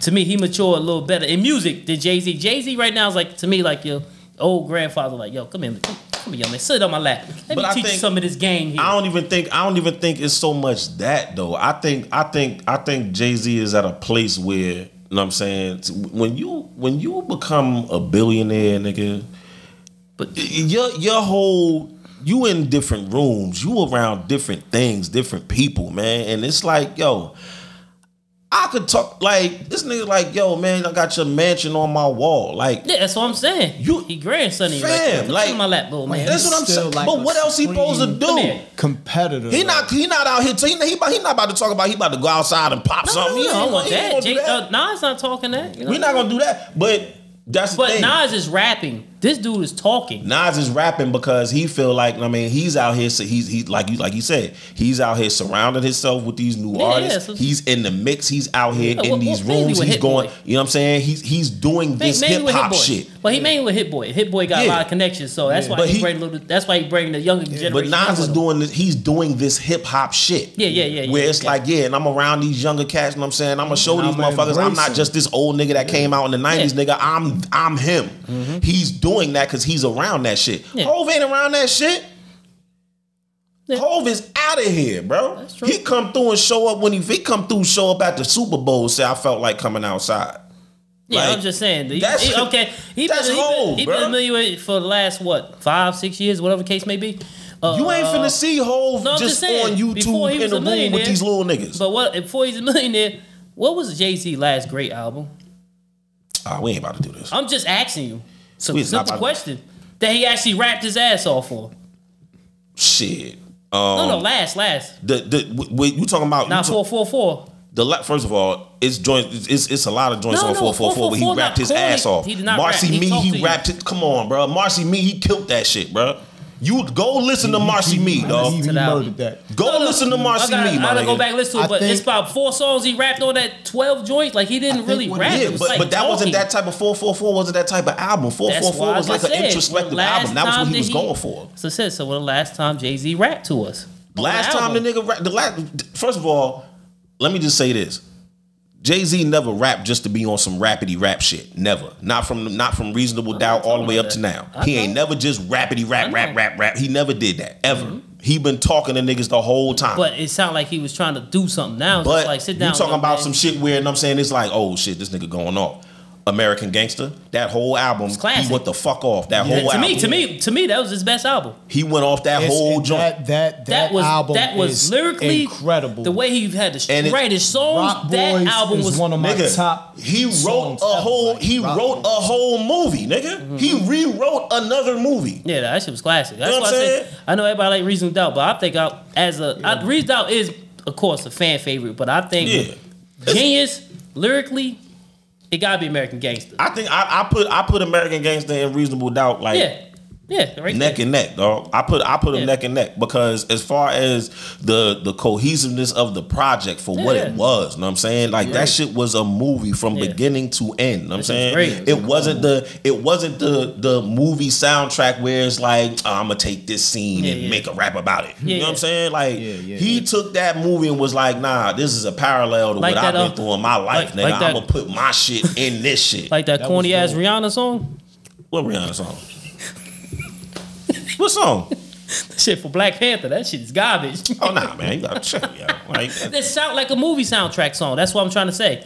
The 444 did not sound like a movie soundtrack song. First of all, let me say that Rihanna song. Rihanna woke up. They called Rihanna and was like, "Hey, you want to be on some money?" You know what I'm saying? Black Panther. Hell, man, go in the motherfucking files. I just want to say the comments of this podcast do not reflect the thoughts of Scar Nitti or anyone that's associated with them. Look. I'm just here listening, and so I don't get fined. First of all, listen. First of all, I love Rihanna. You know what I'm saying? I love Rihanna. Watch our last episode and see how I give it up for Rihanna. You know, they did for Rihanna. They gave her the last scene of the album. I mean, the movie too, which was smart. They had to play the whole song through the credits because they knew everybody was gonna sit there to watch the little ending. Come on, man. Anybody know what I'm saying? Like, No, I'm just no. What I was Rihanna did not record that song for this. The song not there trash. was definitely some shit she had. Listen, was just like the song not here, trash. Nigga. What happened was that song sounds like a movie soundtrack song. Yeah. American Gangster didn't sound like a soundtrack. Exactly. That shit sound like an album. Exactly, and it was. He did that. Yeah. That was like, yo, this is my album. Yeah, That's it's what like he a did soundtrack for the album. Mind state of a gangster from the 40s. Bruh. Vicious spine of This guy don't know. He don't know about that. Bruh, like, come on, Go listen to that man. album, Jay yo. went off. He Jay said went He off went for the that fuck album, yo. off on that shit. Yo, like, first joint No. drop. from the No, gate.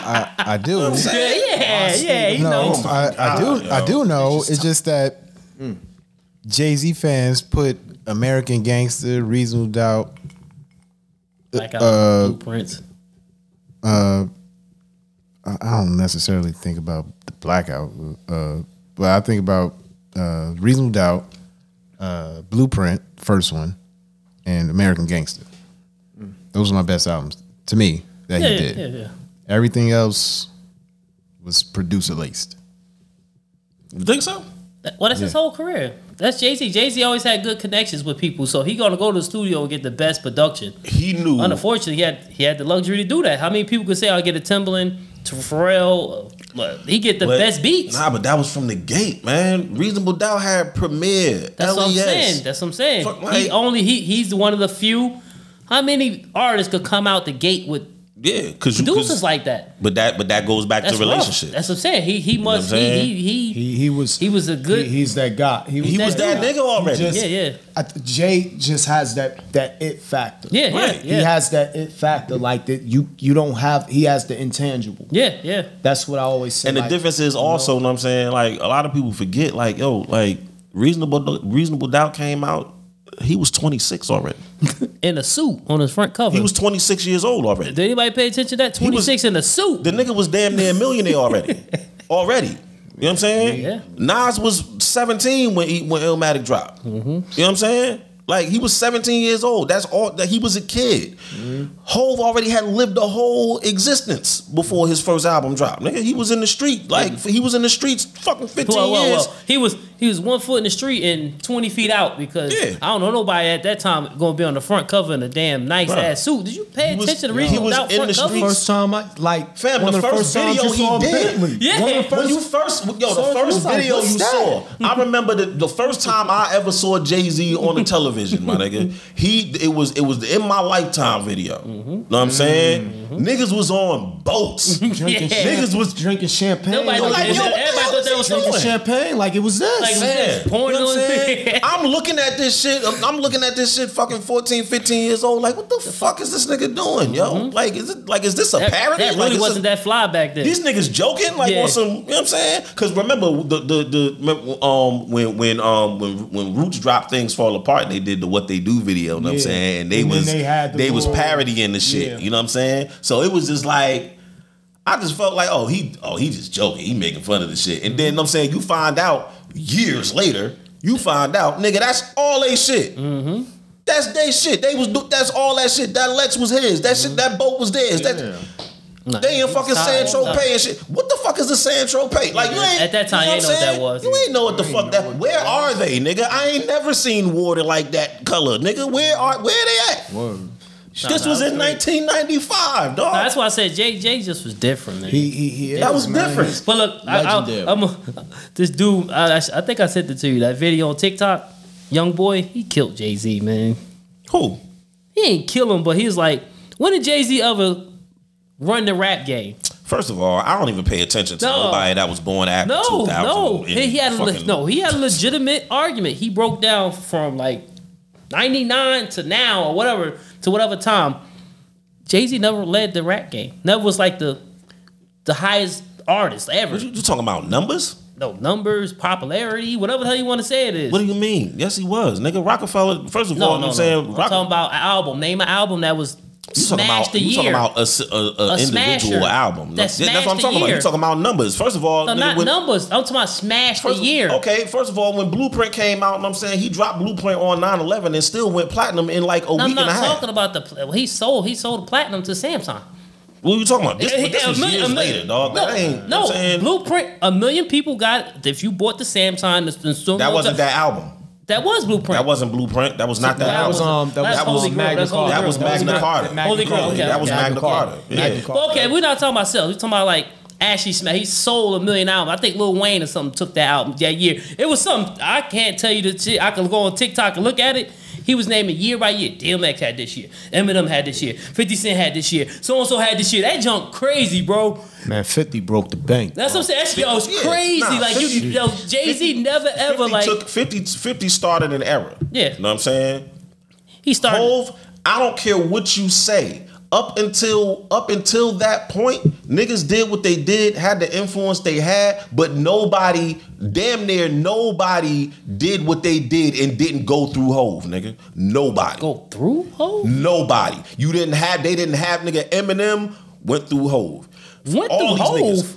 He smashed Hov? You had to do something with this nigga at some point. No. You know what I'm saying? Yes, you did. He already sold 10 million hours before that. Ja Rule came through Hov. DMX influenced with, did a bunch of shit with, all that shit through Hov. Like all the niggas that you just named, they had something to do with Hov. And you had to. He gave Jay-Z a beat and smashed him on it.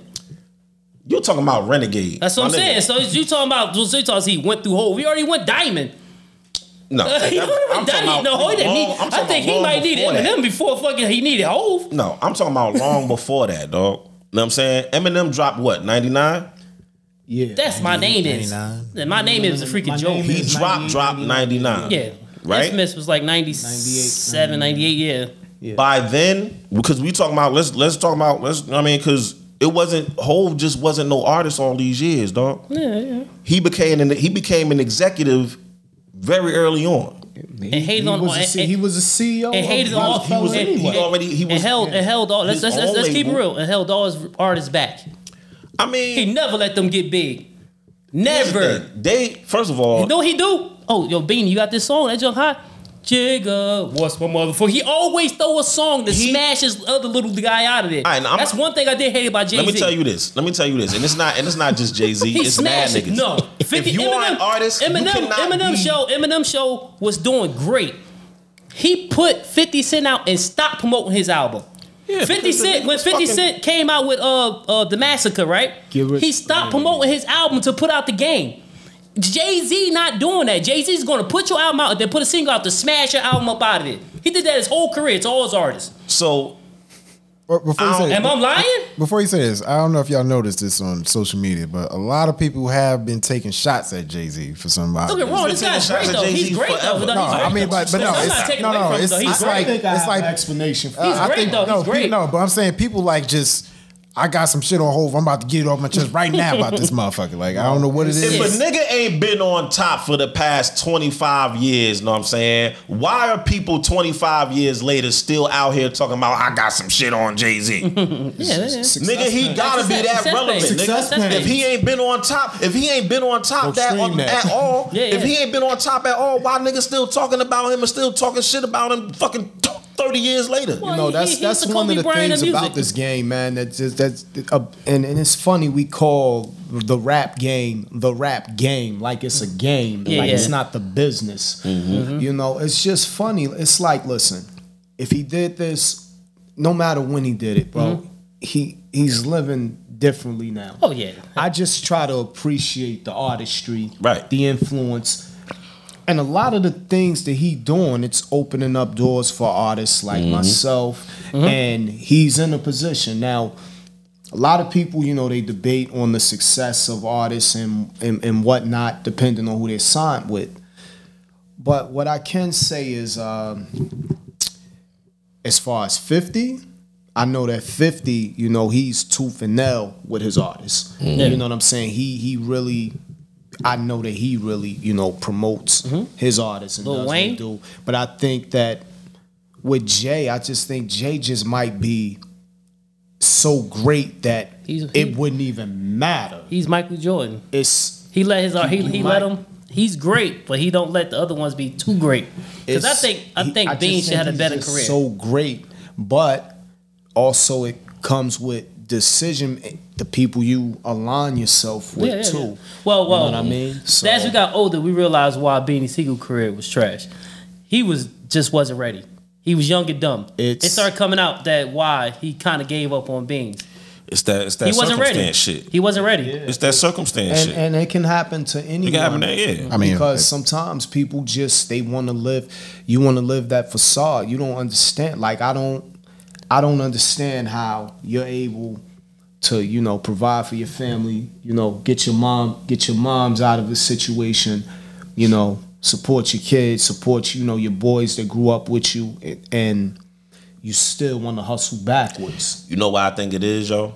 Because when you come from that, especially if it wasn't really a facade. Like if you really had to go through it, you really had to get it out the mud, you know what I'm saying? And then people start recognizing you for your work and you talking about and you getting it out the mud, and people love you for telling them how you got it out the mud and shit. You if you get stuck in that place, you like, man, this is what I want off of. I gotta maintain this shit. Yeah. I gotta keep this shit going. Yeah. I gotta keep doing this shit. It's difficult. You know what I'm saying? It's very difficult to make that transition for a lot of people. And you know, a lot of times it's when you under the influence of a lot of like drugs and shit. Man, drugs, money, women. Like, it's like, yo, you've never had a taste of that before. People need to recognize that money is a drug too. Like absolutely. Money, and the crazy thing is, we got to learn how to control money instead of money controlling us. That's why I say that shit is a drug too. It is. It's a piece of paper. Yeah, because that been the narrative. That been the narrative for generations. Yeah, you know what I'm saying. Never allow us to learn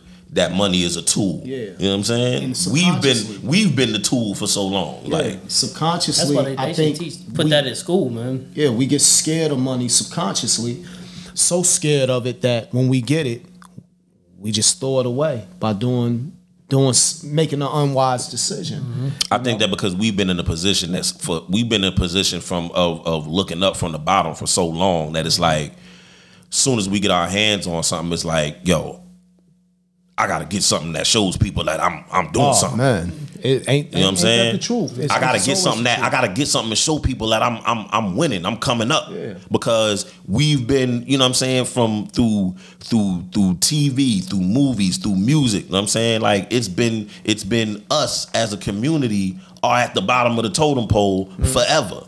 You know what I'm saying? So it's like whenever we. And we've always been, I mean, going back to our genetic makeup, you know what I'm saying? Africa, you know what I mean? Like, we've always been a grandiose, proud people. You know what I'm saying? Like, nigga, all the jewels, all the diamonds, all the gold, all of that shit was in Africa. Like, all that, you know what I mean? Like, going all the way back to Mansa Musa. Like, that was, you know what I'm saying? Like, that was our thing to show what we had. But we had, though. You know what I'm saying? We knew how to get. We got it out the mud. We knew how to get, and we showed what we had because this is what we got. Now we at a place where, you know what I'm saying, in modern history, where we're at a place where everything was taken from us and it was erased from us to know how to get. You know what I'm saying? It's just now we just got to put our hands on something and show. Mm-hmm. You know what I'm saying? They never taught us. I mean, they erased that from us and told us, never taught us how to get, how to use money, how to, you know what I mean? Like how to make money use itself. None of that shit. We just, we ain't had shit for so long, man. My grandma ain't never had nothing. You know what I'm saying? I got to get something and show niggas I got it. I got to get this and make my grandmother proud. My grandmother ain't never had a pair of pearl earrings. I got to get my grandmother these pearl earrings. You know what I'm saying? But she's still on the block. I think that's more of an issue today than saying everything was erased from us. That's a big problem. That is a big problem, was a big problem. But today, what's your excuse now for throwing away money like that? Yeah, I would agree because, honestly, man, the amount of opportunities that we have now, it's really no excuse except I'm not taking away for what you're saying. Everything you said was correct and true. It's a mentality. I'm just saying that we got too much opportunity. We're not in slavery anymore. We have the ability to do what we can do to get money out here.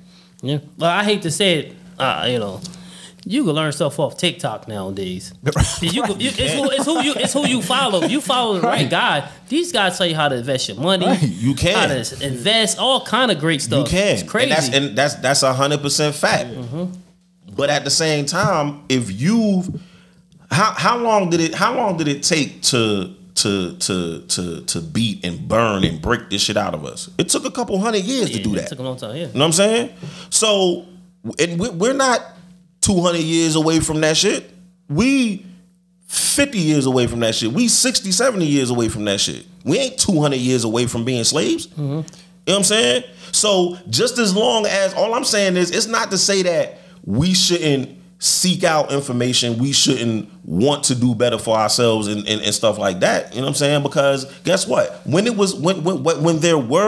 slavery was a thing, it was still black folks with money. It was still black folks that had things. But you know what happened? If these black folks had things and shared that shit that they had things, guess what happened? They got in trouble. They're going to come through and burn your shit down. Yeah. You know what I'm saying? So that mentality also gets ingrained into the fabric of who we are and what we do. So to erase all of that, I'm not saying that. I'm saying it's the same way now, kind of as it was then, because it's people that know better now. It's information out there, but here's a phone right here. I know that this is a phone. We all know that this is a phone, right? We all know that this little black square right here is a rectangle right here is a phone, right? But if you got somebody to come in here ain't never seen no shit like this before, and you don't tell them that what this is and what it does, they're gonna walk right past the shit. They ain't gonna say, well, what's that? It's a black rectangle that's sitting on that table. I'm going to whatever I see, whatever I know. If I was introduced to liquor from the time I was born, and I walk in here and I see all them bottles over there, I'm gonna go straight to that, and I'm not even gonna look at this because I don't even know what this is.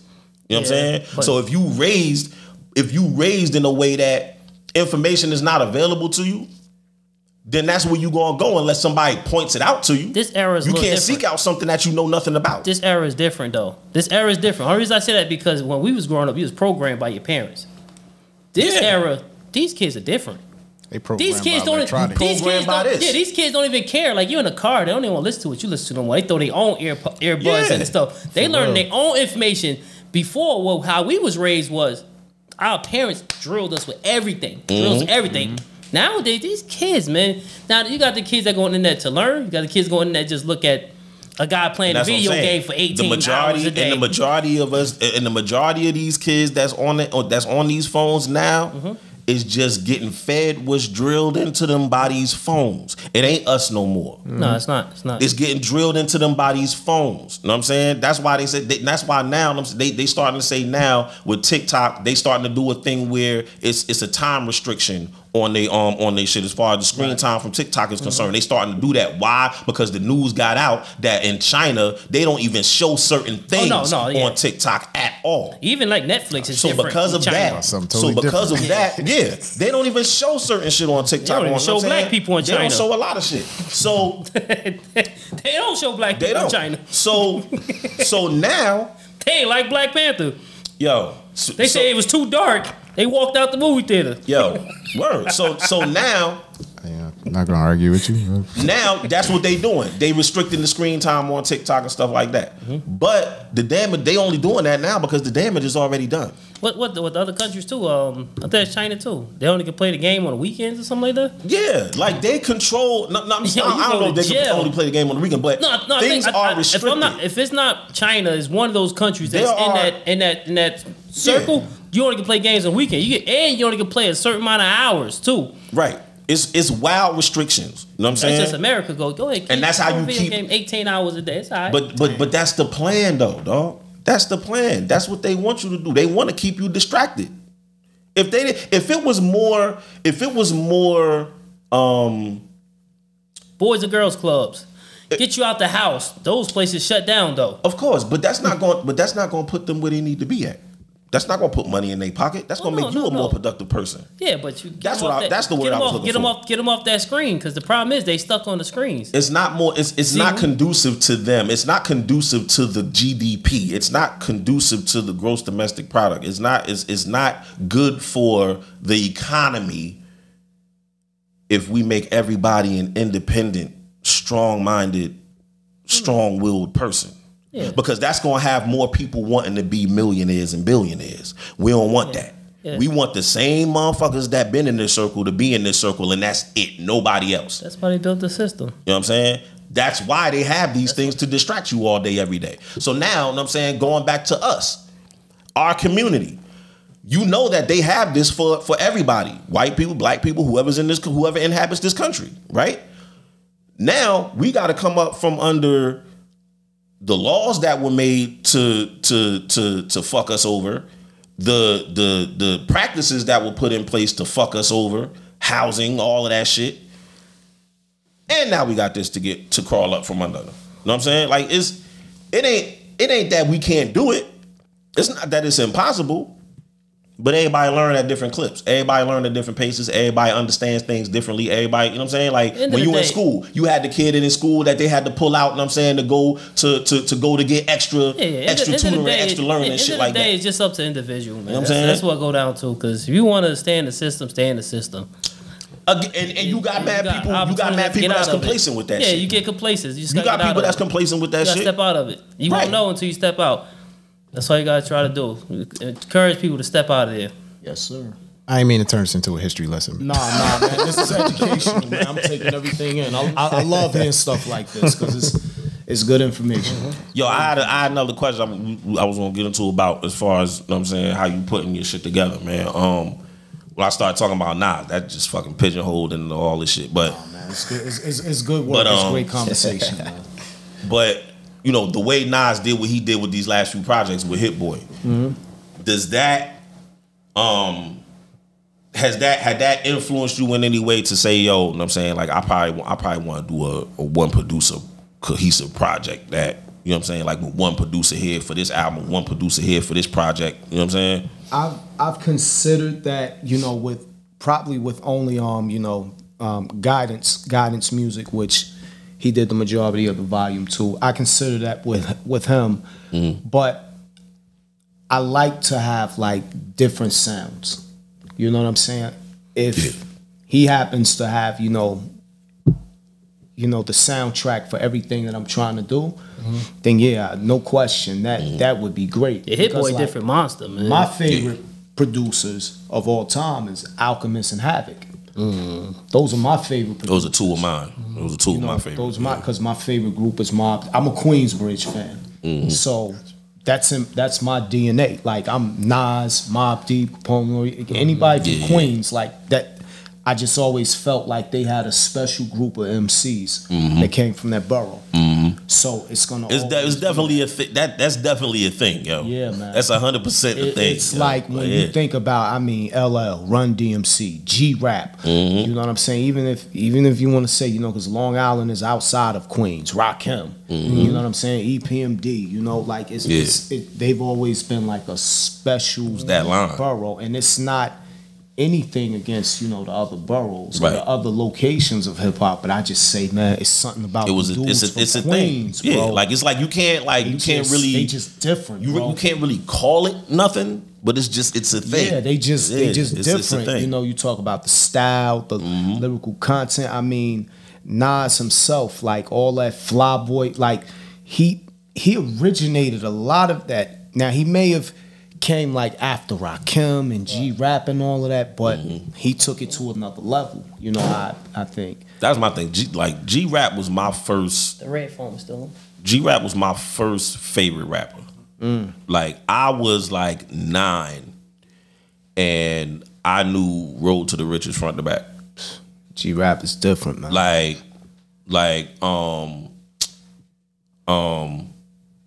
What's that? Streets of New York.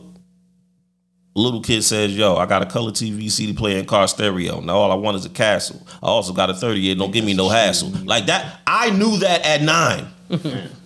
Like, I knew that whole song, bro. 9 years old. Like, you know what I'm saying? Like he was my first favorite rapper. You know what I'm saying? And it was always that. You know what I'm saying? Anybody that came after that, now Kane, after him, Kane was my favorite around that time. And that was like, and then Kane went to Jay-Z because Jay-Z was a protege of Kane. You know what I'm saying? He was, you know what I'm saying? That was always my thing. That was what I gravitated toward. As far as like when I started doing the music or whatever, like that's what I gravitated toward. That was my, you know what I mean? Yeah. What I liked. But I always saw that, and it was like the Queens MCs.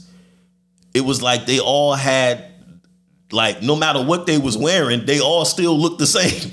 Yo, it's crazy. Like not even talking about just with their clothes, but it was like the whole, you know what I mean, the mannerisms, the swag, you know what I mean, the swag, the talk, they all had that shit.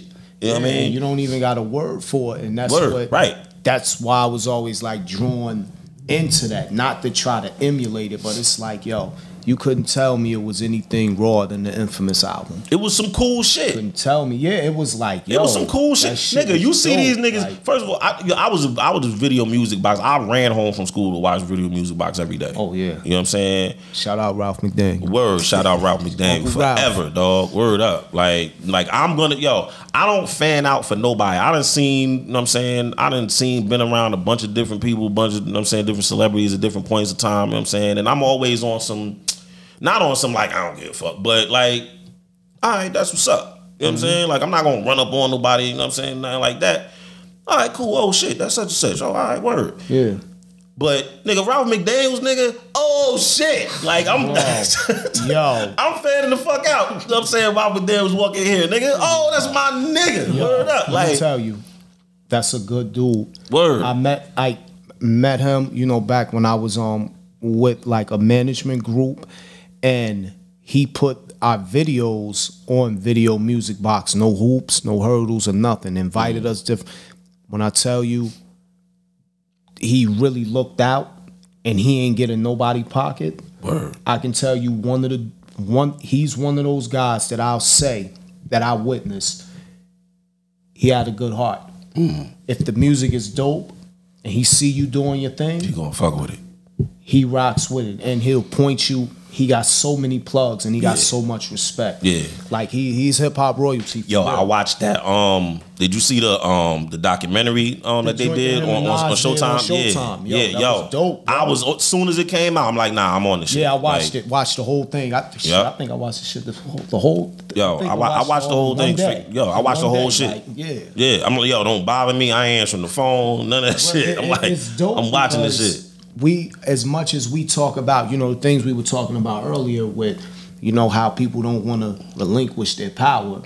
This is a dude. You got that few people. Really He really has the power to walk you in anywhere. In any I don't door, care yep. where, any building, and say, yo, this is our guy. And he don't never, I've never, and even being right there in front of him, he's never asked my manager to give him no money at the time. He never tried to get in his pockets. And so Yeah, that's what they were saying on the thing. Like, yo, like he ain't never came back like, yo, you owe me this, yo, I did this for you. Acting. You know how some of them just sit there, you know, with that face. That air, you know, like, I'm that nigga. Like, especially if they got a paper planes hat. But anyway,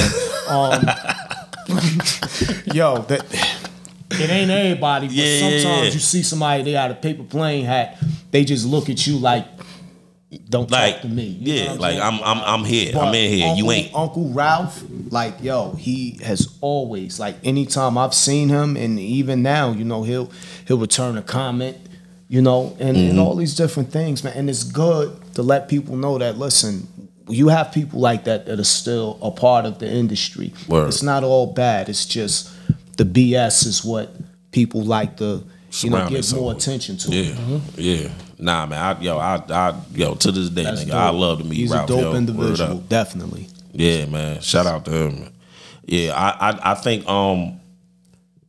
with just coming up in that, you know what I mean? Like, Chuck sent me the album, and he sent me the link to your stuff. You know what I'm saying? And me and my absent-minded all over the place ass, I ain't get around to sitting down and checking it out. Check it out. Like with me, how I do when I listen to new music, I don't ever listen to music in the house. Never. I always listen to music in one of my vehicles. You know what I'm saying? Like that's just how. That's what I like to do myself. That's just how I do it. You know what I'm saying? Feel. Whatever is new that comes out, you know what I'm saying? I'm like, oh shit, this came out. I mean, I'm gonna go through it in my truck or in my car. Like, that's how I do it. So I'ma definitely once, you know what I'm saying, leave here tonight, wherever we go, what we doing, you know what I'm saying? Like I'm throw that shit on and just go through it. But I feel like just, you know, man, when you have a conversation with somebody, you know what I'm saying? Like, I already feel like I know, not that I'm like, I already know what you about. Like, but I get, you know what I'm saying, the vibe is like, I know what lane this about to be. Like, I know what kind of feel it's going, you know what I'm saying? Like, this going to have when I fuck with it. Like, now, am I going, like, I'm looking forward to hearing the bars. I'm looking forward to hearing the cadences. I'm looking forward to hearing the structure, the way you put shit together, shit like that. Like, I'm interested in that. But, like, as far as the feel, just the conversation is like, I think, you know what I mean, it's gonna be some shit that's this mode right here. Well, I'm gonna tell you my go-to songs on the album that I listen to majority, you know, all the songs is good, but the ones my go-to ones What's is your favorites? Big Salute. Yeah, that's one of my. I love that joint. I like Holy Grills of Flows. Yeah, that's shout out to Guidance again. Oh my Defense. God. Yeah. You're already right though that Due Date. Over It. Oh yeah. Shout out to Guidance again. Man, I don't know. I'm trying to find one to skip. I Tell the Story. Yeah, that's a joint. I like that. My Line of Work. Guidance again. Shout out to Guidance. Green Light Certified. Guidance again. Like. And then like I told you, I finally went to the end of the album because remember I told you I always go there. I never go to you never make it to like the last 3 songs. So I like Letter of the Wealth. Oh yeah.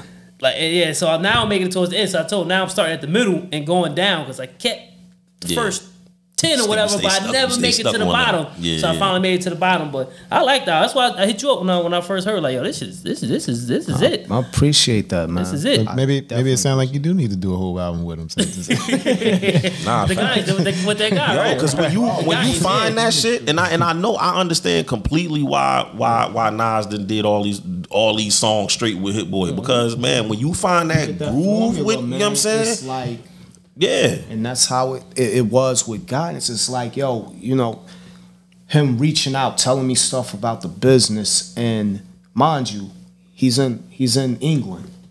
And you know, us you know, doing our video chats and whatnot, and him explaining certain things. Yo, you don't get that from a lot of people. And Right. he's a good dude. He know what he's talking about, and I'm telling his talent for like beat making is like, he's my favorite producer now. He's my favorite. I can just ride around and listen to the joints he did like all day. Right. How many features you got on this album? I got Just the two, one right? the one person singing on the hook. On the hook. Yeah, that's it. That's it, right? That's it. You know what it is? I was wondering. I said, Matter of fact, don't let nobody- two. I got It's two, right? Ghetto Don Visionary Okay, from okay. YO, Far Rock. Okay, Bronx I thought it and was all two. that. I thought it was Yeah. two. So, and he let one person do the hook. I was wondering. I said he ain't get no girls and nothing do the hook. Did you all know that what it himself. is? Every time I've tried to like reach out, it's like you don't get no response, or they'll say, "Oh, you know, I'm kind of working on, this." So It worked though. It worked. I ain't saying don't work. It works. It's like, But I just wondered, did you do that on purpose or you tried? I really wanted like someone else to be on the due date joint, Okay. but I can hear somebody else's voice on that. I was like, he's a yardie, he represent, and it's more of that like reggae type joint. Yeah, the reggae song. And Yeah, it just hit, and it hit so different.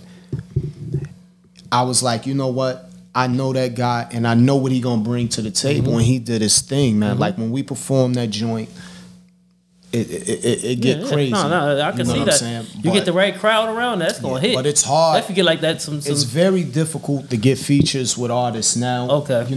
Because even when you got to chase people, even to pay them now, because they'll look, and if they don't see you standing in front of a Rolls Royce, I'm about to say they looking for the look. they looking for the look. They looking for the look. You didn't listen to the music, and that's why I always highlight the people who, mention me, and I get so many mentions. I just don't put the stuff up because it's just a mental note for me to keep going.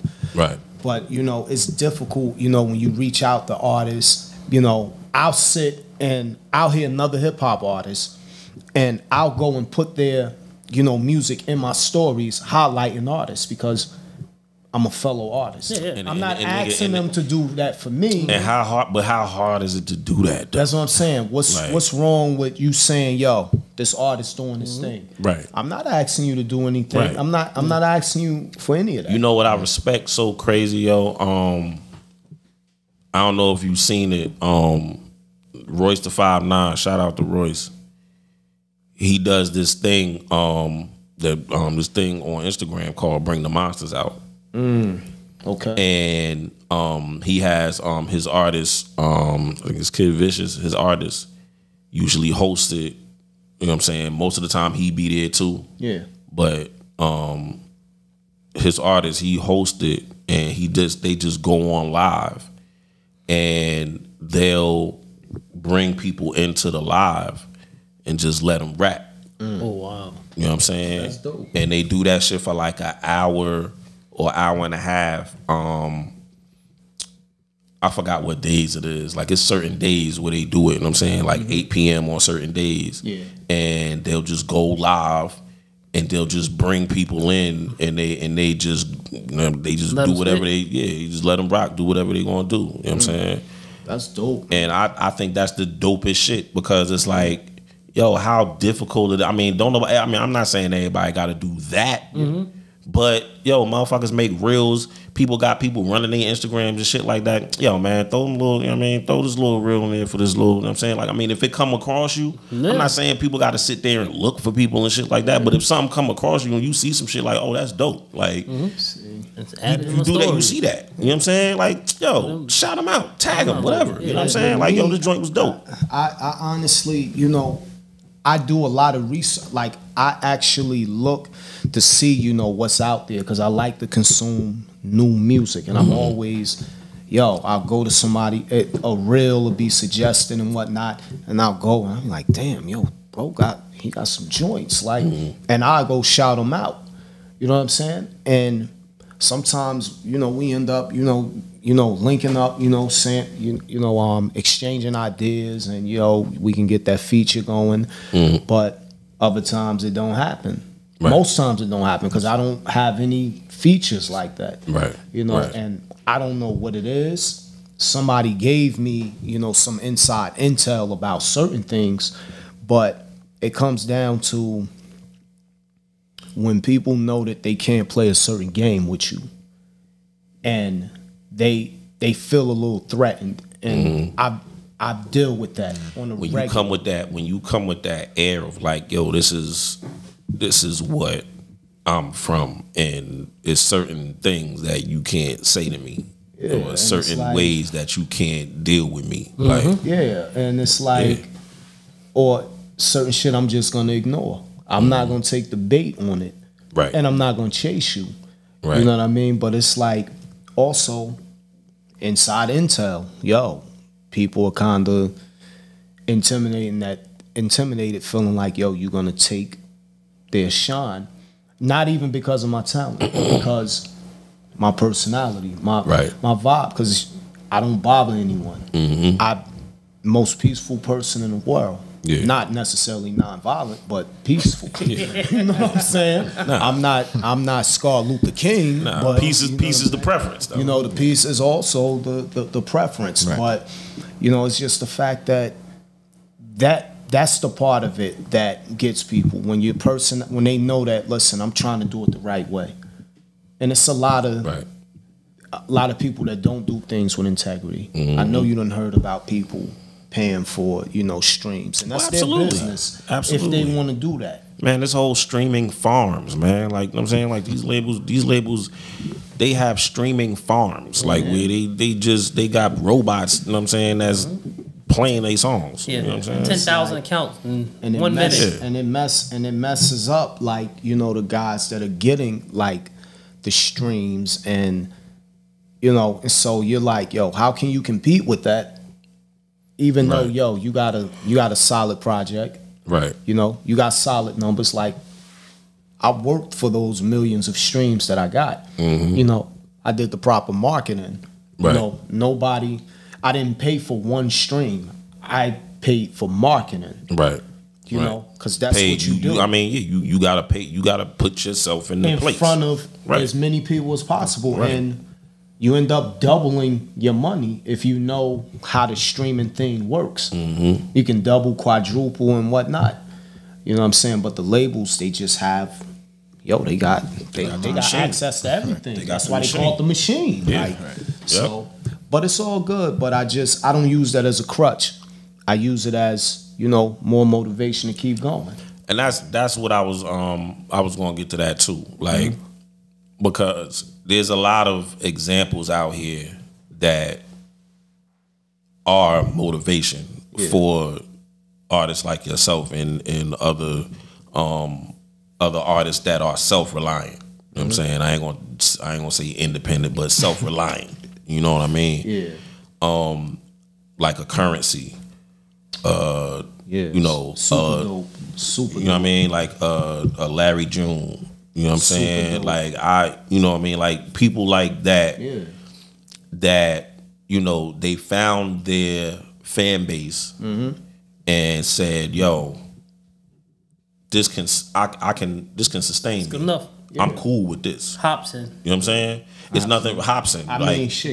Griselda. You know what I'm saying? They finally signed to a major though. I mean, they got things going, but yeah, they got West Side is got different deals. They got different situations. Yeah, but they was doing their own thing. They was doing their own thing so much that people had to say, we gotta fuck with what they doing, because they serious with that shit. Yeah, and you know, the South and the West Coast, you know, they showed how it could be done. I mean, they used to sell out the trunk of their car. You talk about like E40. You know what I'm saying? You talk about that. Master P used to do the same thing. You talk about artists, you know, I remember, you know, Suave House, Tony Draper and them. You know what I'm saying? I mean, Greg Street down in Florida. Swisher House. Swisher. All of these different entities, and they laid the blueprint out a long time ago. Facts. It's just we feel like, damn, you know, we don't got the bank's money. We don't have that type of money to put out at one time. It's that, and I think as far as like what you were saying, like to the point of the success of those entities we just mentioned, like there was also the we doing this together shit. You know what I'm saying? Yeah, I got you. When all them cats came out down south, they was all buying each other's shit. Yeah. You know what I'm saying? And the people seen that they was all supporting each other, and they like, we gonna support all them niggas. Yeah. You know what I'm saying? It's rappers, it's cats in Houston, and you know what I'm saying, and cats in Texas that you ain't never heard of. Ain't never came north of Mississippi. Getting 50 a show. Getting money. 50 You know what I'm saying? bro, and getting that money. nigga, what's that kid name? Sauce Walker. Sauce Walker. That's my I Killing. fucks with Sauce Booming. Walker. Like I fuck with that's- Sauce Walker heavy. Like That was a big reason. Like I rest in peace to the great, Nipsey Hussle. That's the reason I love Nipsey, because the shit he was talking about was the same shit I was thinking. facts. And Yeah. people try to criticize. Son really can rap. Son really had joints, but you based his success off of if his numbers were here, look. but you didn't see what he was doing. You look. didn't see the game he was putting us on to. Niggas Like, ain't care what he was doing. You know what I'm saying? It's Exactly. like it ain't like it wasn't documented information that he sold his mixtape for $100. Niggas knew that shit. Yeah. But then when they heard that Jay-Z Hov bought a bunch of them, it's shit. Like yeah. those shit. Let me see what's up with this nigga, cause Hov bought 1,000 of his joints for $100. Like, why I gotta be that? Like, it's like when I heard this shit, and I'm saying, when I got wind of that project, it was like, yo, he sold this shit for $100. Let me listen to this shit. Yeah. You know what I'm saying? Hold on. He think this shit worth $100.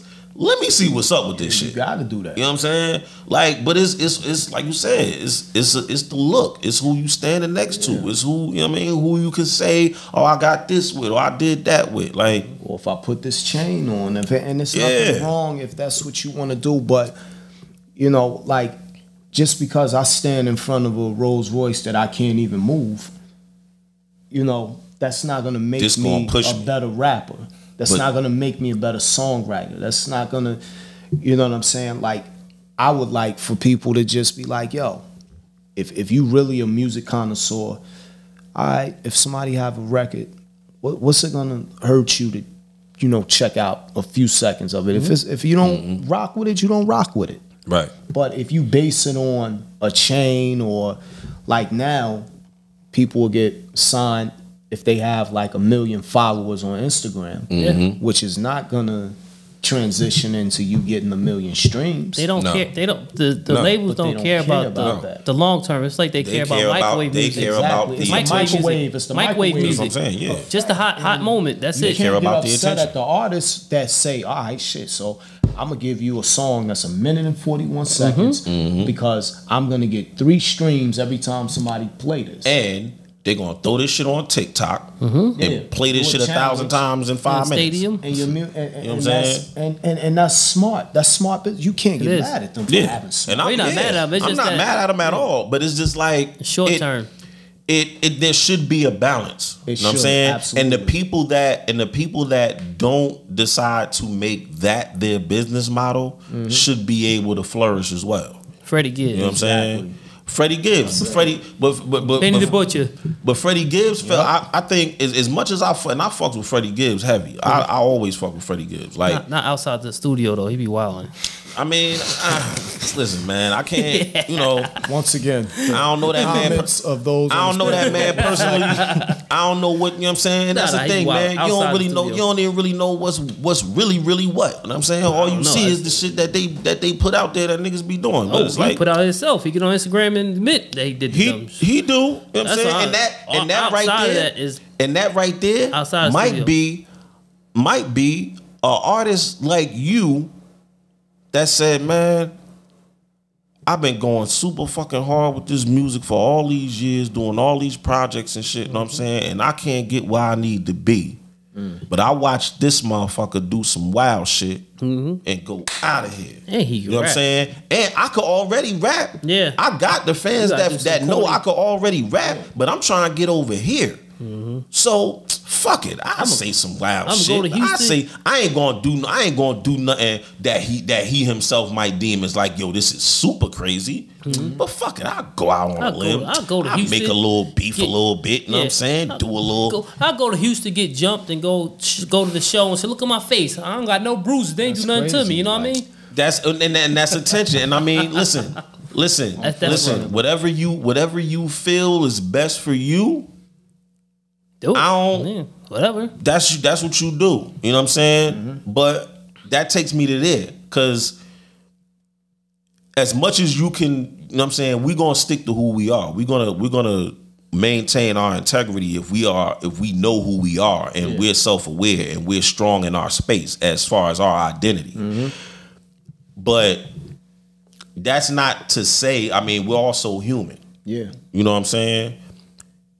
You ever looked at that shit and found like, or like kind of had like a struggle with this shit? Like, I'm not never gonna go jump off the fucking bridge like these motherfuckers do, but damn, yo, that shit crazy that I can't, you know what I'm saying? Like, I can't just. I've always looked at it like I'm not willing to do a bunch of wild shit just to get attention to a certain point, because if it's in the cards for me, I'm gonna get there regardless. I may not get there at that time, but it's gonna get there. But I do sit there and I say, damn, like, yo, you mean to tell me I can sit back and I've never opened my mouth and said, yo, I'm the greatest rapper, I got the best, can't nobody fuck with nothing that I'm doing. Mm-hmm. I've never said that. I always, if I put out, you know, that I got something coming out, I just base it on what the fan base is saying. Mm-hmm. But someone can get up there and say, well, I'm the best, because I'm supposed to think that I'm the best. And they can say, fuck such and such, I'm better than them too. Right. And then people start paying more attention. Right. So it's like, do you want to lean towards, you know, starting a bunch of shit just to get some streams? But you still gonna have to deal with the shit when you get them streams too. You still gonna have to deal. You know, you still gonna have to deal with that. Mm-hmm. Like you know what I'm saying? You pray for rain, you gotta deal with the mud. Yep. You know what I'm saying? Like, it's a fact. It's a fact. It is a struggle, because you like, damn, like, yo, it's kind of like, yo, when you training hard and you're a fighter and you're training hard, you know, you're doing everything you need to do, you eating right, and then you see somebody that you know is juicing. Mm-hmm. And you know that's the only explanation. Right. But they keep winning. They keep winning. They keep getting their shot. Mm-hmm. And you like, well, shit, I'm winning and I'm not doing that. Yeah. But you won't give me a look. But you know that he doing some bullshit. Oh, I shit. You know what I mean? I do you one better. Or you turn around, I'm saying, you fighting and training and doing all the shit you supposed to do, you know what I'm saying? And then you turn around and you see a Jake Paul. Yeah. Well. Yeah. That's a good example. Like, if I was a boxer, like, damn, if I was a boxer, I'd be pissed. Now, mind you, MMA fighter, as a matter of fact. Like, I'm never gonna be mad at nobody that found a way to get money. Yeah, I'm talking about. You know what I'm saying? I'm never gonna be mad at a person that found a way to get money. Mm-hmm. But you gotta know that, you know what I'm saying, while he's out here, he done got all his notoriety and all of this shit like that. And he got the chance and he got the connections, you know what I'm saying, to put him in front of a bunch of people so far up to this last point where he lost his first fight. But he got put in front of a bunch of people that is past their prime or can't fight at all. I don't know if he lying. He said he got 30 million. He might have. I don't know. I ain't pocket watching that. No, I'm just saying though. He might have. About how many MMA fighters that fought their whole career ain't come nowhere near 30 million. Right. Or how many boxers that went through that went a whole career and ain't come close to that. You know what I'm saying? That been training every day, that been busting their ass to be good fighters. You know what I'm saying? And then you get that. Mm-hmm. It's always unfortunate, because that's just the reality of, you know, even any business. Like, you can work for a company, you know, 30 years. Mm-hmm. Never been late, you know, never call out sick, you know, took a pay cut. Right. And, you know, somebody will come in that, you know, just barely graduated from college, and they'll get the position that should be your position. Mm-hmm. You know, so that happens, and it's the saddest thing. Right. You know, do you get upset at? I mean, of course, and I don't think anyone here gets upset at anyone getting their money, getting their coins. Right. It's just you think about the person that's been busting their ass, you know, doing everything right, but you still overlooking them. Right. And so it does make a person get to the point where it's like, man, well, shit, why am I doing all this if this is what I get? I mean, I've been there with that. Especially when it's like, yo, I don't even got to do nothing crazy. Wow. Yeah. Like, all I got to do is just step over here real quick, you know what I'm saying, and step right back. Like, I still be me. Yeah. Like, that's kind of how I hopped off the porch, to tell you the truth, because it's like, yo, you know, growing up, getting in the shit, getting in the fights, you know, you shooting, stabbing, all kinds of shit, and you trying to be the kid that go to school.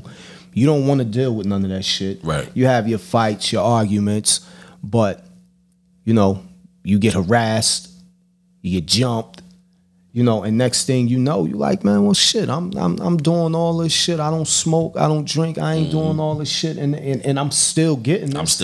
I might as well jump into it. Right. And so it is that mentality, and that's goes back to the song Defense. Like, yo, now you feel offended. When I meet you with resistance, oh, now you feel offended. You've been hitting me this whole time, and I've been blocking. But then when I hit you back, I'm telling. You know what I'm saying? I'm telling, or now I'm gonna shoot you. I'm telling. Now I knock you out. I punch you in your throat. Now I'm gonna shoot. Now I'm gonna telling. Shoot. You know what I'm saying? And it's just that bully entitlement, you know, that people have, and it's just a shame. And you know, hopefully, you know, the people who are working hard, you know, they stick to their guns and do it with integrity, because you can always look yourself in the mirror every day. And that's the one thing about me I say with life. I can look myself in the mirror, and no matter what a person says about me, they can say, oh, it's facts. All right, cool. But facts can change every day, but the truth doesn't. Facts. You know what I'm saying? So I can look in the mirror and know the truth and know that, listen, I don't feel guilty about anything because I did nothing wrong. I'm doing everything based on integrity, and I'm doing it truthfully. Word. And whether you see it as a failure or not, I know it's the truth. Not my truth, but the actual truth. Word. You know, so that's how you can deal with that. Yeah. You know, it's just unfortunate that a lot of people, you know, get discouraged and you know they just say fuck it. They just turn it off and be like, man, fuck it. We gonna go to another direction. Yeah. So yeah. I got one more question for you. Yes, sir. When is your next project dropping? I'm looking to drop sometime in the summer, more than likely. Of this year? Yes. Gotcha. Is that one of the songs you teasing? Teasing something up there. I got something. I got something. That's in the something new or works. is that old? I got something. Which one? I'm trying to It's think. something you always put a white screen with a saying on it, and you got like a couple bars on it. Trying to say. That's actually Praying Hands. That's Praying Hands. That's Praying Hands off of Volume 1. Oh, okay. See, I didn't really. I went back and listened to Volume 1, but I stayed on 2. Volume 1, yeah, like Volume 1. That's okay. Praying Hands. That's okay. Like, yeah, but this, I can tell you that this project, it's going to be very versatile. Probably more different than anything I ever did because of what I'm consuming. But I think it's going to be impressive as well. Okay. You know, but it's people that's still catching up to the Volume 2. So it's like, you know, giving it a chance to breathe. But I like to, you know, keep my foot on the gas as much as possible so that I don't slack full LP off. or EP? It's going to be a full LP. LP. You know, because it's definitely going to be a part of Volume. It's going to be Volume 3. Volume 3, okay. So I was getting ready to ask that. Okay. That. So we want to stick with that. So okay. I'm excited to start working on it. I got 2 more things. Oh. Now, if you don't know nothing about me, you know what I'm saying, they will tell you, you know what I'm saying, I'm the nigga that like to talk about shit.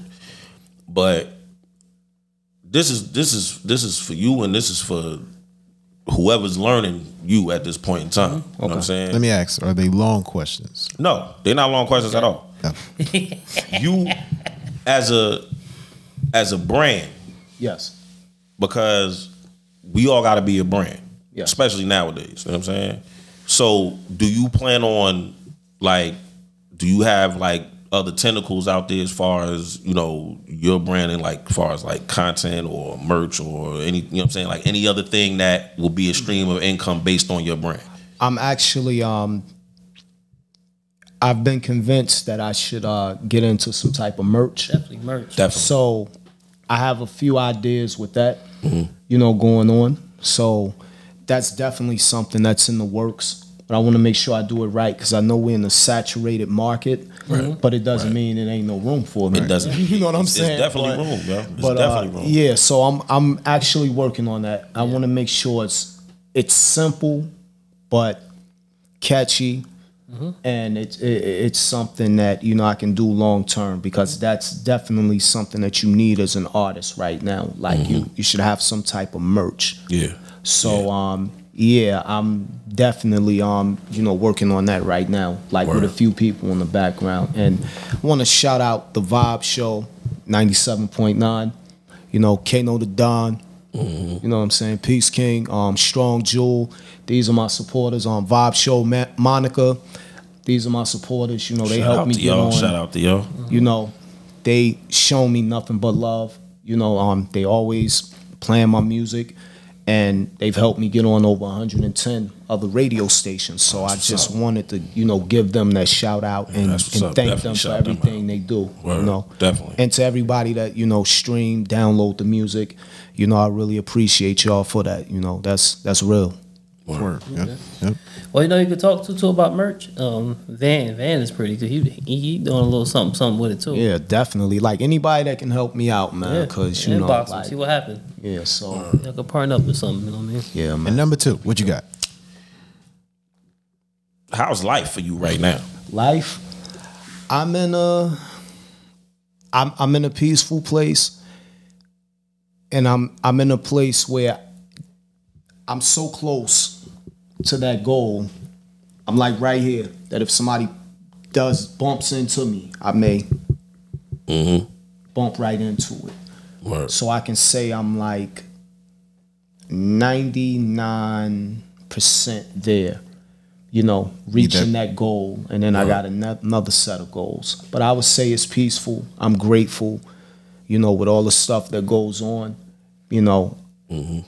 I really struggle to complain about stuff because stuff happens, but nothing compared to how it used to be. You know what I'm saying? So I can just say, I'm grateful. I'm sitting here with y'all. I thank y'all for having me. It's an honor, man. You know what I'm saying? Yep. So I definitely enjoyed this, man. I needed this, to tell you the truth, man. This was dope. So it's a peaceful life, man. I think that's what this is for real.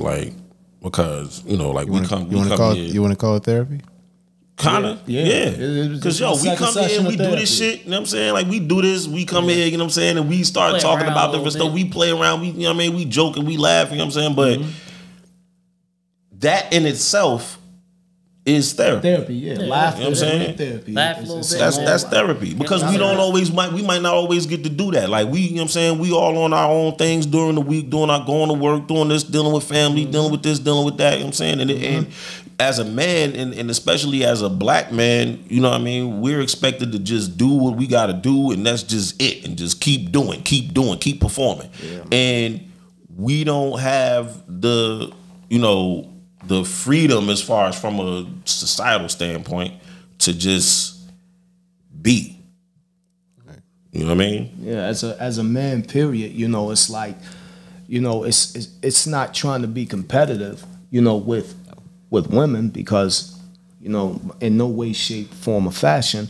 It's just the fact that, a lot of times, I have to keep my mouth closed. Like I said, with certain stuff that goes on. Yeah. You got people upset at you and you do what they want you to do. Right. And they still get upset and find a reason to harass you. Because you didn't do what they wanted you to do the way they wanted and because they can't control you. Facts. And they get even upset. And God forbid you ask for respect. And then if you blow your shit, you know what I'm saying? You the typical. I was waiting for that. You know what I'm saying? Like, and so it's like we have to, unfortunately, you know, I've learned how to practice a lot of self-control. And I just learned how to I just roast the shit out you rather than fight you. I just roast the shit. Like, I'm not even fighting, man. If you don't, too grown. Man, I just roast the shit out you. Like, man, no.